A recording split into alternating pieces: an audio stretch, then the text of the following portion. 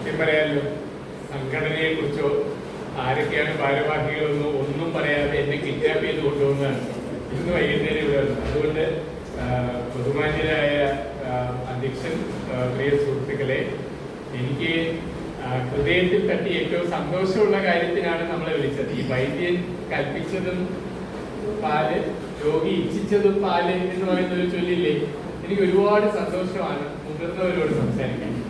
അതിലെ ഏറ്റവും രസകരമായ ഒരു ഉദാഹരണം വെച്ചാൽ, എന്റെ വിവാഹം നടക്കുമ്പോൾ പലരും വിചാരിച്ച് ഞാൻ കല്യാണം കഴിഞ്ഞ് കുറെ കാലമായി കാണുന്നുണ്ട്. പക്ഷെ എന്നിട്ട് വിവാഹത്തിന്റെ അന്ന് സാധാരണ നമ്മള് ബാച്ചിലേഴ്സ് നമ്മളെ കൂട്ടുകാരൊക്കെ വരില്ലേ, എന്റെ കല്യാണത്തിന്റെ ആൽബം എടുത്ത് നോക്കിയാൽ എന്റെ കൂടെ നിന്നവരൊക്കെ കുറച്ച് മുതിർന്നവരാണ്. കാരണം കൊച്ചിയിലെ റോഡിലായതുകൊണ്ട് പൊതുപ്രവർത്തനമല്ലേ, അപ്പോൾ ആൾക്കാരായിട്ട് ഇടപെട്ട് എന്റെ കുറെ സുഹൃത്തുക്കള് അന്ന് എന്റെ കല്യാണ ഫോട്ടോയിൽ കൂടെ നിന്ന് പലരും ഇപ്പൊ ഇല്ല എന്ന് പറഞ്ഞാൽ അങ്ങനത്തെ ഒരു സഹവാസം, മുതിർന്നവരോട് സഹവസിക്കാനുള്ള ഒരു അവസരം കിട്ടിയിട്ടുണ്ട്. പിന്നെ രണ്ട്, അച്ഛനമ്മമാരെ ഈ ലോകത്തെ ഏറ്റവും ഇഷ്ടപ്പെടുന്ന ഒരുപാട് പേരുണ്ട്, അതിലൊരാളാണ് ഞാൻ. അപ്പൊ അങ്ങനെ നോക്കുമ്പോൾ നമുക്ക് ഓരോരുത്തരെയും കാണുമ്പോൾ നമ്മുടെ അച്ഛനെയും അമ്മയും തന്നെയാണ് മനസ്സിൽ വരും. പിന്നെ എനിക്കൊരു കുഴപ്പമുണ്ട്, ഉള്ളതൊക്കെ വിളിച്ചു പറയണ്ടേ പറയണ്ടേ എല്ലാവർക്കും അഭിപ്രായം ഇല്ല, അമ്മയ്ക്ക് ഉണ്ടാവും. ഉള്ളതൊക്കെ വിളിച്ച് പറയണ്ടേ? അപ്പോ സത്യം പറഞ്ഞാൽ ഞാൻ ചന്ദ്രശേഖരൻ സാറിനോട് ചോദിക്കായിരുന്നു എന്താണ് വിഷയം. കാരണം വെച്ചാൽ വിഷയം ഏതെന്നോ ഏത് സ്ഥലമെന്നോ സംസാരിക്കാതെ പോലും മുതിർന്നവരാണെന്ന് പറഞ്ഞപ്പോൾ സന്തോഷത്തോടെ വന്നാണ്. അപ്പോ എന്റെ അടുത്ത് പറഞ്ഞു, വാർദ്ധക്യത്തിൽ ശ്രദ്ധിക്കേണ്ട കാര്യങ്ങൾ. ശ്രദ്ധിക്കാൻ ഒരുപാടുണ്ട്. നമുക്കിപ്പോ സമയം വരുമ്പോഴാണ് ഞാൻ ഒറിജിനലി ഇന്ന് തലകുത്തനെ വിചാരിച്ചാൽ ആരുടെയും, കാരണം ഈ സമയം ഭയങ്കര പാടാണ്. ഓടി വന്ന് 5:45 6 മണിക്ക് എനിക്ക് കമലേശ്വരം എന്ന് പറഞ്ഞ സ്ഥലത്ത് എത്തിച്ചേരാണ്. അപ്പൊ നമുക്ക് വിഷയത്തിലേക്ക് ചുരുക്കി ഒരു ട്രെയിലർ പോലെയാണ്, പക്ഷെ രസമായിരിക്കും. റെഡിയാണോ? നിങ്ങൾ സീറ്റ് ബെൽറ്റൊക്കെ കെട്ടി സൂപ്പറായിട്ട് കൂടെ നിന്നാലേ എനിക്ക് വേഗം ആളിലെത്താൻ പറ്റുള്ളൂ. ഓക്കെ, പ്രിയമുള്ളവർ, അക്ഷരാർത്ഥത്തിൽ എന്റെ മുന്നിൽ ഇരിക്കുന്നത് ആരാണെന്ന് ഞാൻ ഒട്ടും മേനിയില്ലാതെ പറയാം. എനിക്ക് പെട്ടെന്ന് ഓർമ്മ വന്നത് ഹോം സിനിമയാണ്. ഈ ഹോം സിനിമയില് ആ മകൻ ചോദിക്കും, അച്ഛന്റെ ജീവിതത്തിൽ എന്താണ് ഇത്ര അസാധാരണമായിട്ട് സംഭവിച്ചത്? നമ്മൾ സിനിമ കണ്ടുകൊണ്ടിരിക്കുന്നത് നമുക്ക് പോലും തോന്നിയില്ല ഇത്ര അസാധാരണമായ ഒരു കാര്യം അയാളുടെ ഇന്ദ്രൻസ് അവതരിപ്പിച്ച കഥാപാത്രത്തിലുണ്ടാവും. അതുകൊണ്ട് തന്നെ നിങ്ങളിൽ ആകെ എനിക്ക് അറിയാവുന്ന മഹത് വ്യക്തിത്വം ശ്രീ ചന്ദ്രസേനൻ. ഞാൻ അദ്ദേഹത്തിലൂടെ നിങ്ങളെ ഓരോ കണ്ണുകളെയും കാണുമ്പോൾ ഒരു തരിമ്പ് പോലും എക്സാജറേഷൻ ഇല്ലാതെ, വലിച്ചു നീട്ടാതെ സത്യസന്ധമായി ഞാൻ പറയുന്നു, അനുപമമായ ജീവിതത്തിന്റെ അസാധാരണമായ നാൾ വഴികളിലൂടെ കടന്നുപോയ ബഹുമുഖ പ്രതിഭകളായ മഹത് വ്യക്തിത്വങ്ങളെ എന്ന് നിങ്ങളെ അഡ്രസ് ചെയ്യാനാണ് എനിക്ക് പ്രിയരെ. അക്ഷരാർത്ഥത്തിൽ ഞാൻ പറഞ്ഞത് ശ്രദ്ധിക്കുക, അനുപമമായ, എങ്ങനെ മറ്റൊന്നിനോട് ഉപമിക്കാൻ കഴിയാത്ത വിധത്തിൽ അനുപമമായ വ്യക്തിത്വങ്ങൾ, അസാധാരണമായ നാൾ വഴികളിലൂടെ കടന്നുപോയവർ. നമ്മൾ തിരിച്ച് കുഞ്ഞുങ്ങളോടോ സമൂഹത്തോടോ നാം സംസാരിച്ചാൽ അവർ ചിലപ്പോൾ പറയും, കൊട്ടാരക്കഥ പറയുകയാണ്. അപ്പൂപ്പൻ, അമ്മുമ്മ അല്ലെങ്കിൽ അമ്മാവൻ വീരകഥകൾ പറയുകയാണ്. ആ വീരകഥയുടെ വീരം, അതിലെ ധീരത, അത് നമ്മൾ അനുഭവിച്ച നമുക്കേ അറിയാവൂ. അതുകൊണ്ട് ഞാൻ ചന്ദ്രസേനൻ സാറ് പറഞ്ഞ ആദ്യത്തെ വാക്കിനെ ചേർത്ത് പിടിക്കും. എന്താണ് ആദ്യത്തെ വാക്ക്? വൃദ്ധന്മാരുടെ വാർദ്ധക്യകാലത്തെ ജീവിതം എങ്ങനെ സംഭവിച്ചു. അതിൽ ഈ വാർദ്ധക്യം എന്ന് പറയുമ്പോൾ ആരെങ്കിലുമൊക്കെ ഒരു വൃദ്ധൻ അല്ലേ, ആരെങ്കിലുമൊക്കെ വൃദ്ധൻ എന്ന് പറയുമ്പോൾ നമുക്ക് പിടിക്കുമോ? ഉള്ള കാര്യം പറയാനോ, എന്നെ വിളിച്ചാൽ എനിക്ക് പിടിക്കൂല. പക്ഷേ ഇപ്പൊ എനിക്ക് പിടിക്കും. എന്താ കാര്യം എന്നറിയോ? എനിക്ക് ഇപ്പോഴാണ്, ഈ അടുത്ത കാലത്താണ് വൃദ്ധൻ എന്നുള്ള വാക്കിന്റെ അർത്ഥം പിടിക്കുന്നത്. മനസ്സിലായോ? വൃദ്ധൻ എന്ന് പറഞ്ഞ ആര് അർത്ഥം പറയും? ലളിത സഹസ്രനാമത്തിൽ ഒരു മന്ത്രമുണ്ട്, ഓം വൃദ്ധായ നമഃ. അത് പോട്ടെ. വൃദ്ധൻ എന്ന് പറഞ്ഞ ആരാ? അഭിവൃദ്ധി പ്രാപിച്ചവനെന്നാണ്, ഉയർച്ച വന്നവനെന്നാണ്. മനസ്സിലായോ? അപ്പൊ ഇനി ആരെങ്കിലും വൃദ്ധനോ വൃദ്ധയെന്നോ വിളിച്ചാൽ, മക്കളെ നീ എന്താ നേരത്തെ വിളിക്കാത്തത്? ഞാൻ വൃദ്ധയായിട്ട് കുറെ നാളായി, അഭിവൃദ്ധി പ്രാപിച്ചിട്ട് കുറെ നാളായി. ഇനി പ്രായം, അതെനിക്ക് സത്യമായിട്ട് ഞാൻ നേരത്തെ പറഞ്ഞില്ല, ഉള്ളതേ പറയുന്നു. ഞാൻ RCCയിലെ ഡോക്ടറാണ്, പാലിയേറ്റീവ് കെയറിന്റെ ഡോക്ടറാണ്. കഷ്ടതകളും ദുരന്തങ്ങളും ദുരിതങ്ങളും മാറ്റുകയാണ് എന്റെ ജോലി. എന്നിട്ട് അവരെ ജീവിതത്തിലേക്ക് തിരിച്ചു കൊണ്ടുപോകലാണ്. അങ്ങനെ കൊണ്ടുപോയ ഒരുപാട് കാര്യങ്ങളുണ്ട്. അതൊന്നും നിങ്ങൾ ഇപ്പൊ ഞാൻ വിശദീകരിക്കാൻ സമയം. പക്ഷേ അങ്ങനെയുള്ള ഒരു കാര്യം ചെയ്യുമ്പോൾ, അതായത് ജീവിതത്തിൽ ഉണർവും ഉന്മേഷവും കൊടുക്കലാണ് എന്റെ ജോലിയെങ്കിൽ, അവിടെ എന്റെ OPയിൽ വന്നു ചേരാൻ പറ്റാത്ത, കിടപ്പിലായ ആശുപത്രിയിലേക്ക് വന്ന് ചേരാൻ പറ്റാത്ത രോഗികൾക്ക് വീട്ടിൽ പോയി പരിചരണം കൊടുക്കുന്ന ഒരു സംവിധാനം, അതിനെ എന്ത് പറയും? ഹോം കെയർ എന്ന് പറയും, അല്ലേ? ആ ഹോം കെയറിന് എനിക്ക് പകരം തിരുവനന്തപുരത്തെ നഗരങ്ങളിൽ വീടുകളിൽ പോയി രോഗിയെ പരിശോധിക്കുന്ന 2 ഡോക്ടർമാരുണ്ട്. അതിലൊരു ഡോക്ടറുടെ പ്രായം 28 വയസ്സും മറ്റേ ഡോക്ടറുടെ പ്രായം എത്രയെന്ന് അറിയാമോ? 83 വയസ്സാണ്. 83 വയസ്സുള്ള ഡോക്ടർ രവീന്ദ്രനാഥൻ നായർ എന്ന് പറയുന്ന സാറാണ്. നമ്മളെല്ലാവരും കൂടെ സാറിന്റെ ഒപ്പം നടന്നാണല്ലോ. സാറുതാന്ന് പറയുമ്പോൾ അങ്ങ് പോകും. നമ്മളിങ്ങനെ ചിലപ്പോൾ പിടികിട്ടും. ആ രവീന്ദ്രനാഥൻ നായർ എന്ന് പറയുന്ന സാറ് 84ാമത്തെ വയസ്സിൽ വൈകുന്നേരം മ്യൂസിയത്തിൽ 1/4 മണിക്കൂർ നടക്കുകയും കുന്നുകളും മലകളും കടന്ന് ഓരോ രോഗികളുടെയും ബുദ്ധിമുട്ടുകൾ അവനവന്റെ വീട്ടിൽ പോയി എനിക്ക് സ്വന്തം നടുവേദനയില്ലാതെ സുഖമായി പോകുന്നുണ്ടെങ്കിൽ അതാണ് വാർദ്ധക്യം, അതായത് വൃദ്ധി പ്രാപിച്ച വ്യക്തിത്വം എന്ന് ഞാൻ പറയും. ഓക്കെ, ഇനി രണ്ടാമത്തെ സാറ് പറഞ്ഞു. ആ സാറ് പറഞ്ഞ ഈ കാലത്ത് ശ്രദ്ധിക്കാൻ, ഈ കാലത്തെന്നല്ല ജീവനുള്ള കാലത്തോളം ശ്രദ്ധിക്കാൻ ഒരു കാരണമേ ഉള്ളൂ. ഞാൻ അതിനെ ശകലം ഒന്ന് വഴിമാറ്റി പിടിച്ചാൽ പലരും പറയും ഷുഗർ ഉണ്ട്, ഇനി ഭക്ഷണത്തിൽ കുറച്ചൊന്ന് ശ്രദ്ധിക്കണം. ഷുഗർ ഉണ്ട്, ഡയബറ്റിക് ഡയറ്റ് ഇല്ലേ? ഞാനൊരു കാര്യം പറയട്ടെ, ഡയബറ്റിക് ഡയറ്റ് എന്ന് പറഞ്ഞ ഒരു ഡയറ്റ് ഇല്ല. ഡയബറ്റിക് ഡയറ്റ് എന്ന് പറഞ്ഞ ഒരു ഡയറ്റ് ഇല്ല. ഞാൻ കോടതി മുമ്പാകെ സത്യം മാത്രമേ ബോധിപ്പിക്കുള്ളൂ എന്ന് പറയുന്നത് പോലെ പറയാൻ ഞാൻ നിങ്ങളോട് ശാസ്ത്ര സത്യമല്ലാത്ത, പ്രായോഗികമല്ലാത്ത ഒരു കാര്യവും പറയും. അങ്ങനെ ഒരു പറഞ്ഞ് ഈ വാദികൾക്ക് എന്നെ വിടണ്ട, പിടിയില്ലേ അവിടെ ഇല്ലേ, എവിടെ പോകണം, പറയുന്ന കാര്യം നടക്കുന്നതല്ലല്ലോ എന്ന് നിങ്ങൾക്ക് പറയാം. കാരണം നിങ്ങളെ മകനാവാനുള്ള, അല്ലെങ്കിൽ ഒരു മൂത്ത മകനാവാനുള്ള ഒരു പ്രായമേ എനിക്കുള്ളൂ. ഓക്കെ, ശരി. അപ്പൊ ഞാൻ എന്താ പറഞ്ഞത്? ഡയബറ്റിക് ഡയറ്റ് എന്ന് പറഞ്ഞ ഒരു ഡയറ്റ് ഇല്ല. അതുപോലെ ഞാൻ പറയുന്നു, വാർദ്ധക്യത്തിൽ ശ്രദ്ധിക്കാൻ എന്ന് പറയുന്ന ഒരു ശ്രദ്ധയില്ല. ജീവൻ ഉണ്ടെങ്കിൽ ജീവിച്ചിരിക്കുന്ന കാലത്തോളം കുഞ്ഞു തൊട്ട് വലുതാവുന്നത് വരെയും ശ്രദ്ധിക്കാനുള്ളതേ നമുക്ക് ഇപ്പോഴും ശ്രദ്ധിക്കാൻ. ഓക്കെ, ഇനി അങ്ങനെയുള്ള നമ്മുടെ ഒരു ചോദ്യമുണ്ട്. എന്താണെന്നറിയോ?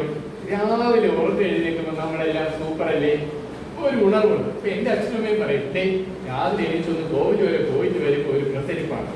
അപ്പൊ ഞാൻ പറയും, അമ്മ ഒരു കാർ ഡ്രൈവർ വീട്ടിലുണ്ട്. രാവിലെ വരുമ്പോ വീട്ടിൽ നിന്ന് ഡ്രൈവർ വന്ന് വിളിച്ച് അമ്പലത്തിൽ കൊണ്ടുപോയി തിരിച്ചു കൊണ്ടുവിടും. അത് നിന്റെ കയ്യിൽ വെച്ചിരുന്നാണ് ഞങ്ങൾ നടക്കും. അപ്പൊ എനിക്ക് പേടിയാണ്. വെറുതെ ഈ തെരുവണ്ടികളൊക്കെ റോഡിൽ കൂടെ ഇറങ്ങാൻ ഭയങ്കരമാണ്. പക്ഷേ എന്റെ അച്ഛന് വെയിലാണ്. നിങ്ങൾ ഇവിടെ ഇരിക്കുന്നവരിൽ ഏറ്റവും മുതിർന്ന ഒരാളാവാൻ സാധ്യതയുള്ള. അപ്പൊ അദ്ദേഹം അത് രണ്ടുപേരും എങ്ങനെ പോവുള്ളൂ? ഞങ്ങൾ തമ്മിൽ ഗുസ്തിയുണ്ട്, പക്ഷെ അവര് നടന്ന്. അപ്പൊ ഞാൻ ആ ഗുസ്തി കാണിക്കുമ്പോഴും അച്ഛനും അമ്മയും പറയുന്നതിനാണ് സമ്മതിച്ചു കൊടുക്കാൻ തീരുമാനിക്കുള്ളൂ. അപ്പൊ നമ്മൾ മനസ്സിലാക്കേണ്ടത്, രാവിലെ എണീക്കുമ്പോൾ നമുക്ക് പൊതുവേ ഒരു പ്രസരിപ്പുണ്ട് അല്ലേ? രാവിലെ ഹലോ നിന്നില്ലെങ്കിൽ ഞാൻ ശരിയാവില്ല, ഞാൻ ഇതുവരെ ഓണായില്ല, പ്രസരിപ്പുണ്ട്, എഞ്ചിൻ ഓണായില്ല കേട്ടോ. അപ്പൊ രാവിലെ എണീക്കുമ്പോൾ ഒരു പ്രസരിപ്പുണ്ട്. ഇനി നമ്മുടെ കൊച്ചു പ്രായത്തിൽ നമുക്കൊരു പ്രസരിപ്പുണ്ടായിരുന്നില്ലേ? എന്റെ 20ാമത്തെ വയസ്സ്, 30ാമത്തെ വയസ്സ് ഞാൻ ആരായിരുന്നു നിനക്കറിയാം എന്ന് നമ്മൾ പറയുന്നത് പോലെ നമ്മുടെ ചെറുപ്പത്തിന് ഒരു ഉന്മേഷം ഉണ്ടായിരുന്നു അല്ലേ? ഞാൻ ഒരു രഹസ്യം ചോദിക്കട്ടെ, ഈ ഉന്മേഷം, ചെറുപ്പത്തിലുണ്ടായിരുന്ന ഉന്മേഷം നമ്മുടെ ജീവിത അവസാനം വരെയും ഉണ്ടെങ്കിൽ അത് രസമുള്ള കാര്യമാണ്. വിശ്വാസമില്ലാൻ തോന്നുന്നു, പലരും അങ്ങനെ പറയുന്നില്ല. ഞാൻ ഇവിടെ വന്ന് രാവിലെ ഉറങ്ങിയിരിക്കുന്ന മനുഷ്യനെ ഉണർത്തിയിരുത്തിയിട്ട് ഒന്നുമില്ല എന്ന് പറഞ്ഞിട്ട് പോകാനാണെങ്കിൽ അങ്ങനെയില്ല. ഞാൻ നിങ്ങളെ ഉണർത്തിയെങ്കിൽ നിങ്ങൾക്കുള്ള സത്യം തന്നിട്ടേ.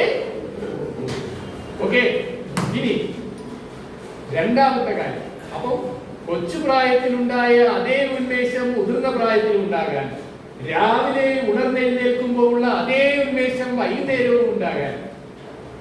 ഇപ്പൊ ഞാൻ രാവിലെ എഴുന്നേറ്റപ്പോൾ ഉള്ള അതേ ഫ്രഷ്നെസ് ഞാൻ ഇപ്പോഴും ഇനി രാത്രി 12 മണി വരെയും ഞാൻ നിലനിർത്തും. ആ നിലനിർത്തുന്നതിന്റെ രഹസ്യം കേൾക്കണോ?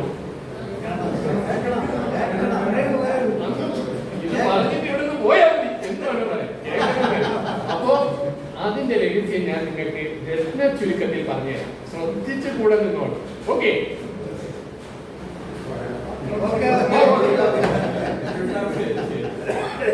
പ്രിയമുള്ളവരെ, അക്ഷരാർത്ഥത്തിൽ നമുക്ക് ആ ഉന്മേഷവും ഉണർവും വേണമെങ്കിൽ നമ്മൾ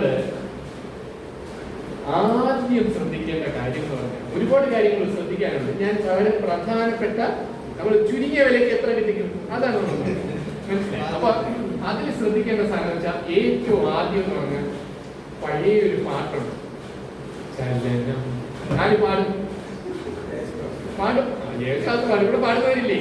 അപ്പൊ ഞാൻ പാടിയ ആകെ പണിയാവും ആണല്ലേ? അപ്പൊ അതല്ലേ? അപ്പൊ ആ പാട്ട് മനസ്സിലായല്ലോ. എന്താണ് പാട്ട്?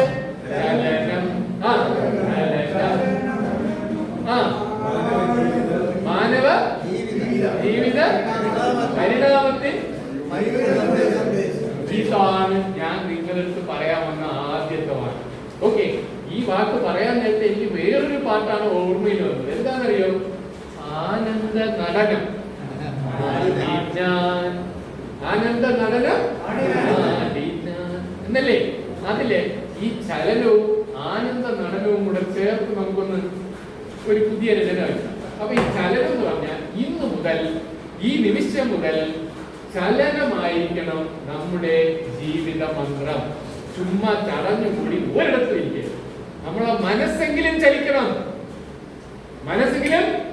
പണ്ടൊരു ചൊല്ലുണ്ട്, കുളിക്കാൻ വെള്ളം കിട്ടിയാൽ കുളിക്കണം, കൈയും കാലും കഴുകാനേ വെള്ളമുള്ളെങ്കിൽ അത് കഴുകണം, ഇനി ഒരു തരി വെള്ളമേ വാർത്തുള്ളെങ്കിൽ കൈയും മുഖവും കഴുകണമെന്ന്, അല്ലേ? അതുപോലെ പറയുകയാണ് ചലനം. അതായത് കീപ് മൂവിങ്. നമ്മളെ മുഖ്യമന്ത്രി ഇപ്പൊ ഫേമസ് ആക്കിയ ഒരു ഡാൻസ് ഉണ്ടല്ലോ, സൂംബ ഡാൻസ്.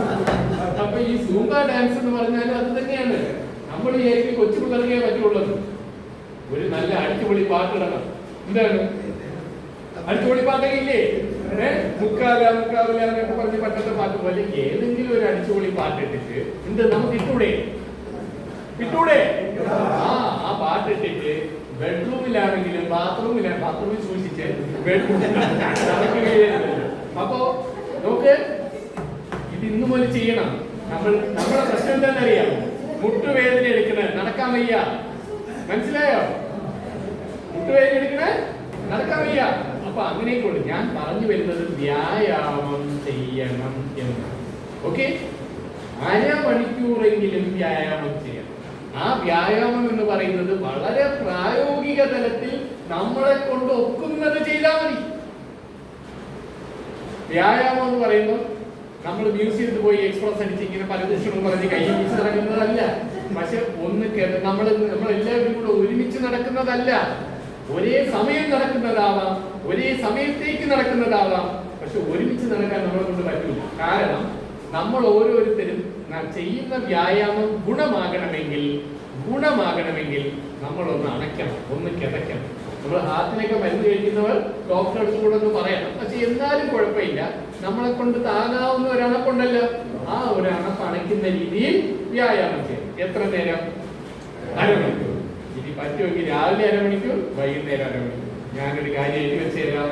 ഈ ചലനം നമ്മളെ കൂടെ ഉണ്ടെങ്കിൽ സൂപ്പറായി. ഇനി ചലനം അത് ബി മൊബൈൽ എന്നാണ് ഞാൻ പറഞ്ഞ, മനസ്സിലായോ? B mobile. ഒക്കുന്ന രീതിയിൽ മതി, ഈ മൊബൈൽ അല്ല. ഓക്കെ, ഇനി രണ്ടാമത്തെ സാധനം ബി അവെയർ. ശ്രദ്ധ. നമ്മൾ ഒരു നിമിഷം നമ്മൾ ഈ കയ്യിലുണ്ട്, ഞാൻ ഇങ്ങോട്ട് ഇറങ്ങി വരുമ്പോൾ ചന്ദ്രശേഖരനോട് ശ്രദ്ധിക്കണം. ഞാൻ ഒരു ശകലം വഴിതെറ്റി പോവേണേ, കുഴപ്പമുള്ള വഴിതെറ്റിലല്ല. മഹാഭാഗവതത്തിൽ എങ്ങനെ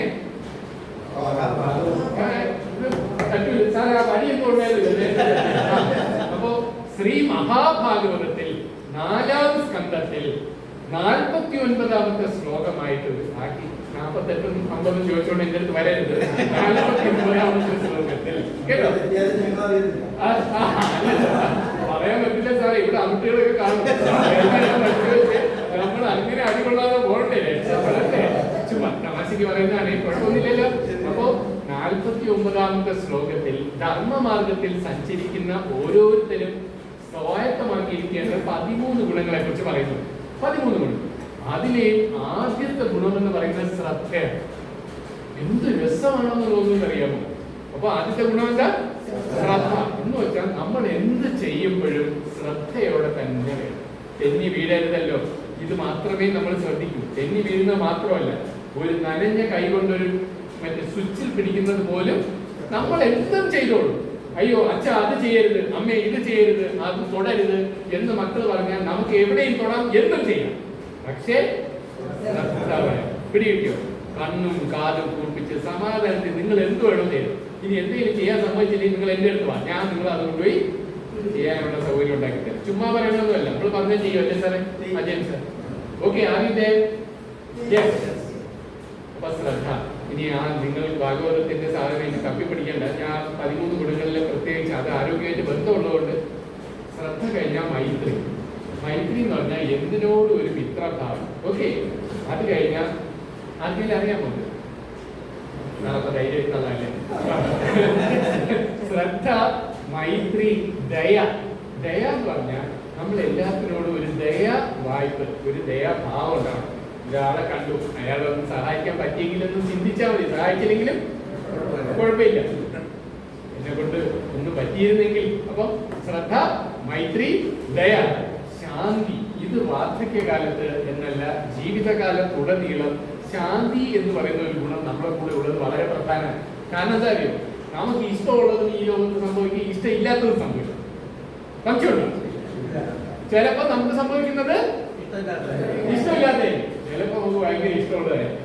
അപ്പൊ ഇതിൽ ഏത് സംഭവിച്ചാലും, ഇഷ്ടമുള്ളത് സംഭവിച്ചാൽ നമ്മൾ ഒരുപാട് തുള്ളിച്ചാടുകയും വേണ്ട, ഇഷ്ടമില്ലാത്തത് സംഭവിച്ചാൽ നമ്മൾ വലുതായിട്ട് ദുഃഖിക്കുകയും വേണ്ട. പണ്ട് നമ്മൾ കൊച്ചിയിലെ ഇന്ത്യ പാകിസ്ഥാൻ തമ്മിൽ ക്രിക്കറ്റ് കളിക്കുമ്പോൾ തോറ്റാ ദുഃഖം അല്ലേ, ജയിച്ചാ സന്തോഷം.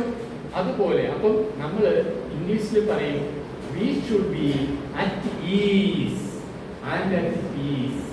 അതായത് നമ്മൾ എന്തൊക്കെ സംഭവിച്ചാലും നമ്മൾ കുലുങ്ങേണ്ട കാര്യം. ഞാൻ അതിനൊന്ന് വീണ്ടും വഴിതെറ്റി പോയാൽ, നമ്മൾ മറ്റൊരാൾ നമ്മളോട് എങ്ങനെ എന്ത് പറയും, എന്ത് പ്രതികരിക്കും എന്നുള്ളതിൽ നമുക്ക് ഒരു കൺട്രോളും ഇല്ല. ഉണ്ടാകും. പക്ഷേ അവരെന്ത് പറഞ്ഞാലും ഇവിടെ എന്ത് സംഭവിച്ചാലും അതിനോട് എങ്ങനെ പ്രതികരിക്കണം എന്നുള്ളതിന്റെ കൺട്രോൾ ആരുടെ കയ്യിലായിരിക്കുന്നേ? നമ്മുടെ കയ്യില. അത് നമ്മൾ തീരുമാനിക്കും. ഒരുത്തം വന്ന് ചാടും, ഒരുത്തം വന്ന് നമ്മളെ പ്രകോപിപ്പിക്കാൻ നോക്കണം, നമ്മൾ എന്തിന് ടെൻഷൻ അടിക്കണം? ഞാൻ അതിനൊരു എക്സാമ്പിൾ പറയട്ടെ. ഈ റോഡിൽ ട്രാഫിക് ലൈറ്റ് കണ്ടെന്ന് പറഞ്ഞ ആരെങ്കിലും വയലന്റ് ആവും? ചോപ്പ് കേട്ടാ കൊണ്ടുവച്ചേക്കുന്നു എന്നാരെങ്കിലും പറയോ? കാരണം എന്താ? നമുക്കറിയാം ടെൻഷൻ ആകുമ്പോൾ ഒരു ട്രാഫിക് ലൈറ്റ് കാണും. വേണമെന്ന് നമുക്ക് നിർബന്ധമില്ല, പക്ഷെ കാണും. പക്ഷെ നമുക്ക് ഒന്നും കൂടെ അറിയാം, ഈ ചോപ്പൊണ്ണല്ല ശകലം നേരം കഴിയുമ്പോ എന്താവും? സമാധാനം. അതേസമയം നമ്മൾ പോണ വഴിയിൽ ഒരു ട്രാഫിക് പോലീസുകാരൻ ഒരു കയർ കെട്ടി ഒരിടത്ത് നിന്നിട്ട് നില്ലടാന്നില്ലെന്ന് പറഞ്ഞാലോ, നമ്മൾ എത്ര മാന്യനാണെങ്കിലും അയാൾ തിരിയുന്ന സമയം നോക്കി കാരണം എന്താണെന്നറിയാമോ? നമ്മൾ അസ്വസ്ഥനാണ് അവിടെ. കാരണം ഇങ്ങനെ ഒരു കയർ കെട്ട് നമ്മൾ ജീവിതത്തിൽ പ്രതീക്ഷിക്കുന്നില്ല, അപ്രതീക്ഷിതമാണ്. ക്ലിയർ ആണോ? ഇനി മാത്രമല്ല, ഇവന്റെ ഈ കയർ എപ്പം മാറ്റുമെന്നും നമുക്കറിയില്ല, അനിശ്ചിതത്വമുണ്ട്. ഉണ്ടോ? ഞാനൊരു കാര്യം ചോദിക്കട്ടെ. അവന്റെ കയറ് വെച്ച് അവൻ രാത്രി ഉറങ്ങുന്നവരെ അവിടെ നിൽക്കൂലല്ലോ. നിൽക്കണമെന്നില്ലെന്ന് നോക്കണം. നമ്മൾ അവിടെ കിടന്ന് ആദ്യ പിടിച്ചാൽ കോബാഗ്നി എന്ന് പറയുന്ന സാധനം ഇങ്ങോട്ട് വരും. ഈ കോബാഗ്നിയുടെ കുഴപ്പം എന്താണെന്ന് അറിയാമോ? ഞാൻ ഒരു ക്ലാസ്സിൽ തീ കത്തിച്ചു കേട്ടോ, ഇതുപോലെ ഒരു പ്രോഗ്രാമില്. അതായത് നിങ്ങൾ ഒരു തീപ്പെട്ടി കൊള്ളി എടുത്ത് കത്തിച്ചു നോക്ക്, കൊള്ളി കത്തും അല്ലേ? മറ്റേത് കത്തിക്കാം അല്ലേ? പക്ഷെ അതിന്റെ കൂടെ ആരും കൂടെ കത്തും, ആ കൊള്ളി കത്തും. പിന്നെ കൊള്ളി എടുത്തിടെ ഒന്നുകൂടെ കത്തിക്കാതെ പറ്റുമോ? ആ കൊള്ളി ഉപയോഗശൂന്യവും കൂടി ആയി മാറും. അതുകൊണ്ട് ഇനി ഇവിടെ ആരൊക്കെ എന്ത് തീർത്താലും അതെന്നെ അവൻ തീർന്നു. നമ്മളെ ചെറിയാൻ വരുന്നവൻ നമ്മളെ പ്രകോപിപ്പിക്കാൻ വരുന്നവൻ, അത് മരുമകളാകട്ടെ മരുമകനാകട്ടെ അപ്പുറത്തെ വീട്ടിലെ ഇപ്പുറത്തെ വരാകട്ടെ, എന്തിനാ ഇതിന്റെ പുറകെ പോകുന്നു? അവൻ ചിലപ്പോ ഒരു വെള്ളം എടുത്ത് ഇങ്ങോട്ട് കമത്തും, മറ്റേ ചെടി എടുത്ത് ഇങ്ങോട്ട് വളർത്തും, മാങ്ങ എറിയും, ഇല്ലേ? ഞാൻ ചോദിക്കട്ടെ, എന്തായാലും എറി അവിടെ വന്നു, ഇനി എവന്റെ അടുത്ത് വയലന്റ് ആയി നമ്മളെ എനർജി എന്തിനാ കളയും? സോ ശ്രദ്ധ, മൈത്രി, ദയ, ശാന്തി, ശാന്തി, കേട്ടോ, മനസ്സിലായോ? അപ്പൊ ഈ ശാന്തി കൈവിടരുത്. ഇതെല്ലാം നമുക്ക് പതുക്കെ പതുക്കെ ഉണ്ടാക്കിക്കൊണ്ട് ഇതിൽ ഏതെങ്കിലും കൂടെ നമ്മൾ സ്ട്രോങ് ആയിരിക്കും. നമ്മൾ സ്ട്രോങ് അല്ലാത്തത് നമ്മൾ വളർത്ത് പിടികിട്ടോ? ശ്രദ്ധ, മൈത്രി, ദയ, ശാന്തി. അടുത്തത് തുഷ്ടി. തുഷ്ടി എന്ന് പറഞ്ഞാൽ എന്താ? സംസ്കൃതമാണ് ഇതല്ല, സന്തുഷ്ടി അല്ല, പ്രോഗ്രസ് അല്ല സർ. തുഷ്ടി എന്ന് പറഞ്ഞാൽ സന്തുഷ്ടി, സന്തോഷം. വേണ്ടേ? എവിടെ കിട്ടും? ലുലു പോണം, രാമേന്ദ്രനിൽ കുറച്ച് വിലക്ക് കിട്ടും. സന്തോഷം എവിടെ കിട്ടും? എല്ലാവർക്കും കൊതിയാണ് സന്തോഷം വേണം, ഇല്ലേ? എവിടെ ഇരിക്കും? പിന്നെ ആര് എങ്ങനെ എടുക്കും? പറ. ഞാൻ ചുമ്മാ നമ്മളിവിടെ അങ്ങോട്ട് എടുത്ത് തള്ളിയിട്ട് പോകണം. ചന്ദ്രശേഖരൻ സാർ പറഞ്ഞ് ഇവിടെ ഇരിക്കുന്നു, നമുക്ക് എല്ലാം കൂടെ അവിടെ കയറി എടുക്കാൻ കേട്ടോ. സന്തോഷം എവിടെ ഇരിക്കുന്നു? ഉള്ളിലുണ്ട്. ഉള്ളിൽ നിന്ന് ഇപ്പൊ പുറത്തു വരും. അത് എങ്ങനെ പുറത്തു കൊണ്ടുവരാം? പറ. നമുക്ക് എപ്പോഴും സന്തോഷം കിട്ടുമോ? ശരി, ഞാൻ വേണമെങ്കിൽ ഒരു രഹസ്യം പറയാം. എന്റെ തീയതി അനുസരിച്ച് എപ്പോഴും സന്തോഷമാവും, എപ്പോഴും സന്തോഷമാവും. അതിനെ കുറിച്ച് മാത്രമേ എനിക്ക് കുറെ നേരം പറയേണ്ടി വരും. പക്ഷെ എന്നാലും ഞാൻ രത്ന ചുരുക്കം പറയട്ടെ. നിങ്ങളെല്ലാം നിങ്ങൾ വിചാരിക്കുന്നതിനപ്പുറത്തേക്ക് വിശദമുള്ളവരാണ്. കാലത്തെ അതിജീവിച്ചവരും ഒരുപാട് കാര്യങ്ങൾ. ഞാൻ നിങ്ങളുടെ മുമ്പേ വന്ന് സംസാരിക്കുന്നു, പക്ഷെ എനിക്കറിയാവുന്ന എന്തെല്ലോ കാര്യങ്ങളെക്കാളും എന്തൊക്കെയോ നിങ്ങൾക്കറിയാം. ഒരുപാട് മഹത്വമുണ്ട്. എനിക്ക് അതുകൊണ്ട് നിങ്ങളോടൊക്കെ ഉള്ള ഒരു അപേക്ഷ എന്ന് പറഞ്ഞാൽ എല്ലാവരും ഒരു പുസ്തകം എഴുതുന്നുണ്ട്. ഇതൊന്നും പറ്റുന്ന എല്ലാവരും ഒരു പുസ്തകം എഴുതും. നമ്മൾ പണ്ട് കയ്യെഴുത്ത് മാസിക എഴുതില്ലേ? അതുപോലെ വിചാരിച്ചാൽ മതി. പബ്ലിഷ് ചെയ്യാൻ ആരും വന്നില്ലെങ്കിൽ ഞാൻ പബ്ലിഷ് ചെയ്യും. എനിക്ക് ഒരുപാട് ഇഷ്ടമാണ്. തമാശ പറഞ്ഞല്ല, നിങ്ങളൊരു 50-60 പേജിന്റെ ഒരു നിങ്ങളുടെ നിരീക്ഷണങ്ങളോ നിങ്ങളുടെ യാത്രകളെയോ നിങ്ങളുടെ ജീവിതയാത്രയോ കുറിച്ച് എഴുതണം. ഈ സംഘടനയുടെ പേരിൽ നിങ്ങൾ ഒരു പുസ്തകം 2025 ഇറക്കും. എന്ത് ചെയ്യണമെന്നറിയാം? ഞാൻ ഈ വിഷയത്തിൽ നിന്ന് വിഷയത്തിലേക്ക് ഇങ്ങനെ ഓടി പോകുമ്പോൾ നിങ്ങളുടെ ശ്രദ്ധ പോണില്ലല്ലോ. ഈ TN ജയചന്ദ്രന്റെ ഒരു പുസ്തകം വായിച്ചിട്ടുണ്ടോ? ജീവിതം എന്ത് പഠിപ്പിച്ചു എന്ന് പറഞ്ഞു. ഇതൊരു സൂപ്പർ ബുക്ക് എന്നറിയാം. അപ്പൊ നിങ്ങളുടെ സംഘടന ഇതൊരു സംഘടനയല്ലേ? ഈ കൂട്ടായ്മയിൽ ഇന്ന് വന്ന എല്ലാവരും ഒരു പേജ് 5 പേജോ എഴുതും. എന്നിട്ട് ഞാൻ എന്റെ ജീവിതം ഒരു നല്ല ടൈറ്റിലേക്ക് കൊടുക്കാൻ സാർ മതി, ഇല്ലെങ്കിൽ ഞാൻ നമ്മൾ ഉണ്ടാക്കി തരും. എന്നിട്ട് ഒരു നല്ല ടൈറ്റിൽ കൊടുത്തിട്ട് നമ്മുടെ ഇത്രയും പേർ ചേർന്ന് എഴുതുന്ന ഒരു പുസ്തകം എങ്ങനെ ഉണ്ടായിരിക്കും?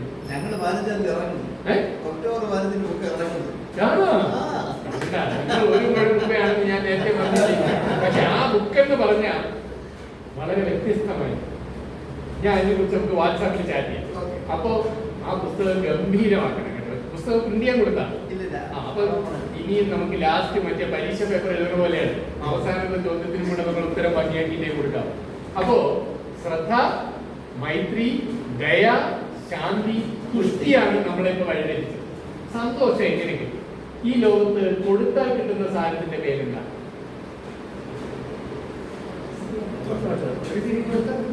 കൊടുത്താൽ കിട്ടുന്നതല്ല. കടം കൊടുത്താൽ കിട്ടൂല, സ്നേഹം കൊടുത്താൽ കിട്ടണമെന്നില്ല. എന്താ? അല്ല, കൊടുത്തില്ലെങ്കിലും ചിലപ്പോ കിട്ടില്ല. ഒരു രക്ഷയില്ല. ഇന്നത്തെ കാലത്ത് ഈ സദ്ഗുരുവില്ലേ, സദ്ഗുരുവിനോട് ഒരു പത്രക്കാരൻ ചോദിച്ചു, സ്വാമിക്ക് സന്തോഷം തോന്നാറുണ്ടോ? ഈ പത്രക്കാരന്മാരറിയാലോ, ഇക്ലി ഉണ്ടാക്കാൻ വേണ്ടി എന്തൊക്കെ വേണോ അവര്. പത്രക്കാരുണ്ടോ? ഞാനും ഒരു പത്രക്കാരനാണ്. ഞാൻ ആരോഗ്യ മാസികയുടെ ചീഫ് എഡിറ്ററായിരുന്നു 4 വർഷക്കാലം. എന്നാലും ഞാൻ പറയാണ്, പത്രക്കാർ പൊതുവെ ഇങ്ങനെ അവിടെ നിന്നൊരു വാർത്ത എടുത്ത് ഇപ്പുറത്ത് പ്രസന്റ് ചെയ്യണ്ടേ? അപ്പോ സദ്ഗുരുവിനോട് സ്വാമി പത്രക്കാരൻ എന്ത് ചോദിച്ചു? സ്വാമിക്ക് സന്തോഷം വരാറുണ്ടോ? സ്വാമിയിലെല്ലാം സർവസംഘ പരിത്യാഗിയായിട്ടിരിക്കുന്ന സ്വാമിക്ക് സന്തോഷം വരാം. സ്വാമി പറഞ്ഞു എനിക്ക് സന്തോഷം വരും, എനിക്ക് വരാറുണ്ട്. അപ്പൊ പത്രക്കാരെ ചോദിച്ചു എപ്പോഴാ സന്തോഷം? അത് പിന്നെ രാത്രിയാവുമ്പോഴേ. അല്ല രാത്രിയാവുമ്പോ ഞാൻ ഉറങ്ങാൻ കിടക്കുമല്ലോ. ഉറങ്ങാൻ കിടക്കുമ്പോ അല്ല ഉറങ്ങിട്ട് എണീക്കുമല്ലോ പത്രക്കാരത്തിൽ. അപ്പൊ ഉറങ്ങിട്ട് എണീക്കുമല്ലോ. എണീക്കുമ്പോ ഞാൻ സന്തോഷിക്കാറുണ്ട്. അതെന്ത് സ്വാമി, അത് ഞാൻ ഇന്നും കൂടെ ഉണ്ട്. നമ്മൾ ഉറങ്ങണില്ലേ? ഓരോ ദിവസവും ഉറക്കം എഴുന്നേൽക്കുമ്പോ നമ്മൾ എന്ത് ചെയ്യണം? സന്തോഷിക്കണം. കാരണം എന്ത്? ഞാനും നിങ്ങൾ നമ്മൾ ഇന്നും കൂടെ ഉണ്ട് കേട്ടാ. കൊള്ളാം, ഒരു ദിവസം കൂടെ ഉണ്ട്. സന്തോഷമായ ഇനി അപ്പൊ പത്രക്കാരില്ലേ സ്വാമി വെറുതെ വിടും സദ്ഗുരുവിലെ? അല്ല സ്വാമി, അത് മനസ്സിലായി. പിന്നെ എപ്പം സന്തോഷമുണ്ട്? അത് ഞാൻ ഉറപ്പ് എണീക്കുമ്പോൾ ചുറ്റും നോക്കും, എന്റെ കൂടെ ഉള്ളവരൊക്കെ എഴുന്നേറ്റാണ്, അപ്പോഴെനിക്ക് സന്തോഷം പിടികിട്ടിയോ? അപ്പോ ഞാൻ പെട്ടെന്ന് ഓർത്തപ്പോ അത് പറഞ്ഞതേ ഉള്ളൂ. പ്രിയരെ, സന്തോഷം എന്ന് പറയുന്നത് കൊടുത്താൽ കിട്ടുന്നതാണ്. അതുകൊണ്ട് നിങ്ങളെന്നൊരു ബന്ധമില്ല അല്ലേ? നമ്മൾ സന്തോഷം ആഗ്രഹിക്കുന്നെങ്കിൽ അത് കൊടുത്തുകൊണ്ടേയിരിക്കണം. നിങ്ങൾ വേണമെങ്കിൽ ഒരു വേഷമാരി ഒരു സെന്റ് കൂടെ വന്നു. ഞാനിങ്ങനെ പോകുന്ന വഴിയിൽ എല്ലാവരും അറിയാമല്ലോ, അജയൻ സാറൊക്കെ കണ്ടിട്ടുണ്ട്. ഞാൻ പോണ വഴിയിൽ എല്ലാവരും സുഹൃത്തുക്കളാണ്, നമ്മൾ മറയെടുത്ത് പോണത് പോലെയാണ്. അപ്പൊ ആ പോകുന്നതിലെ സന്തോഷമാണ് എന്റെ എല്ലാ ഊർജത്തിന്റെയും കാര്യങ്ങൾ എനിക്ക് പലപ്പോഴും തോന്നിക്കുന്നത്. അത് ഇനിയും കൂടും. കാരണം എന്താ? എനിക്ക് ഇന്ന് ഇത്രയും പേരെ കൂടെ കിട്ടി.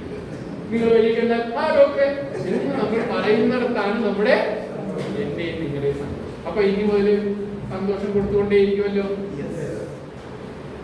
തുഷ്ടിയായ അടുത്ത ഗുണമായി. അപ്പൊ ശ്രദ്ധ, മൈത്രി, ദയ, ശാന്തി, തുഷ്ടി. അടുത്തത് വേണ്ടത് പുഷ്ടിയാണ്. പുഷ്ടിയെ കുറിച്ച് പറഞ്ഞപ്പോഴാണ് നമ്മൾ ശ്രദ്ധയിലേക്ക് പോയത്. പുഷ്ടി എന്ന് പറഞ്ഞാൽ ആരോഗ്യം. ആരോഗ്യം എന്ന് പറയുന്നത് നമുക്ക് ഇപ്പൊ ഞാനിത് നിങ്ങളോട് വന്ന് സംസാരിക്കുമ്പോൾ ചുമ്മാ യമകണ്ഠൻ ഡയലോഗ് വിട്ടിട്ടൊന്നും കാര്യം.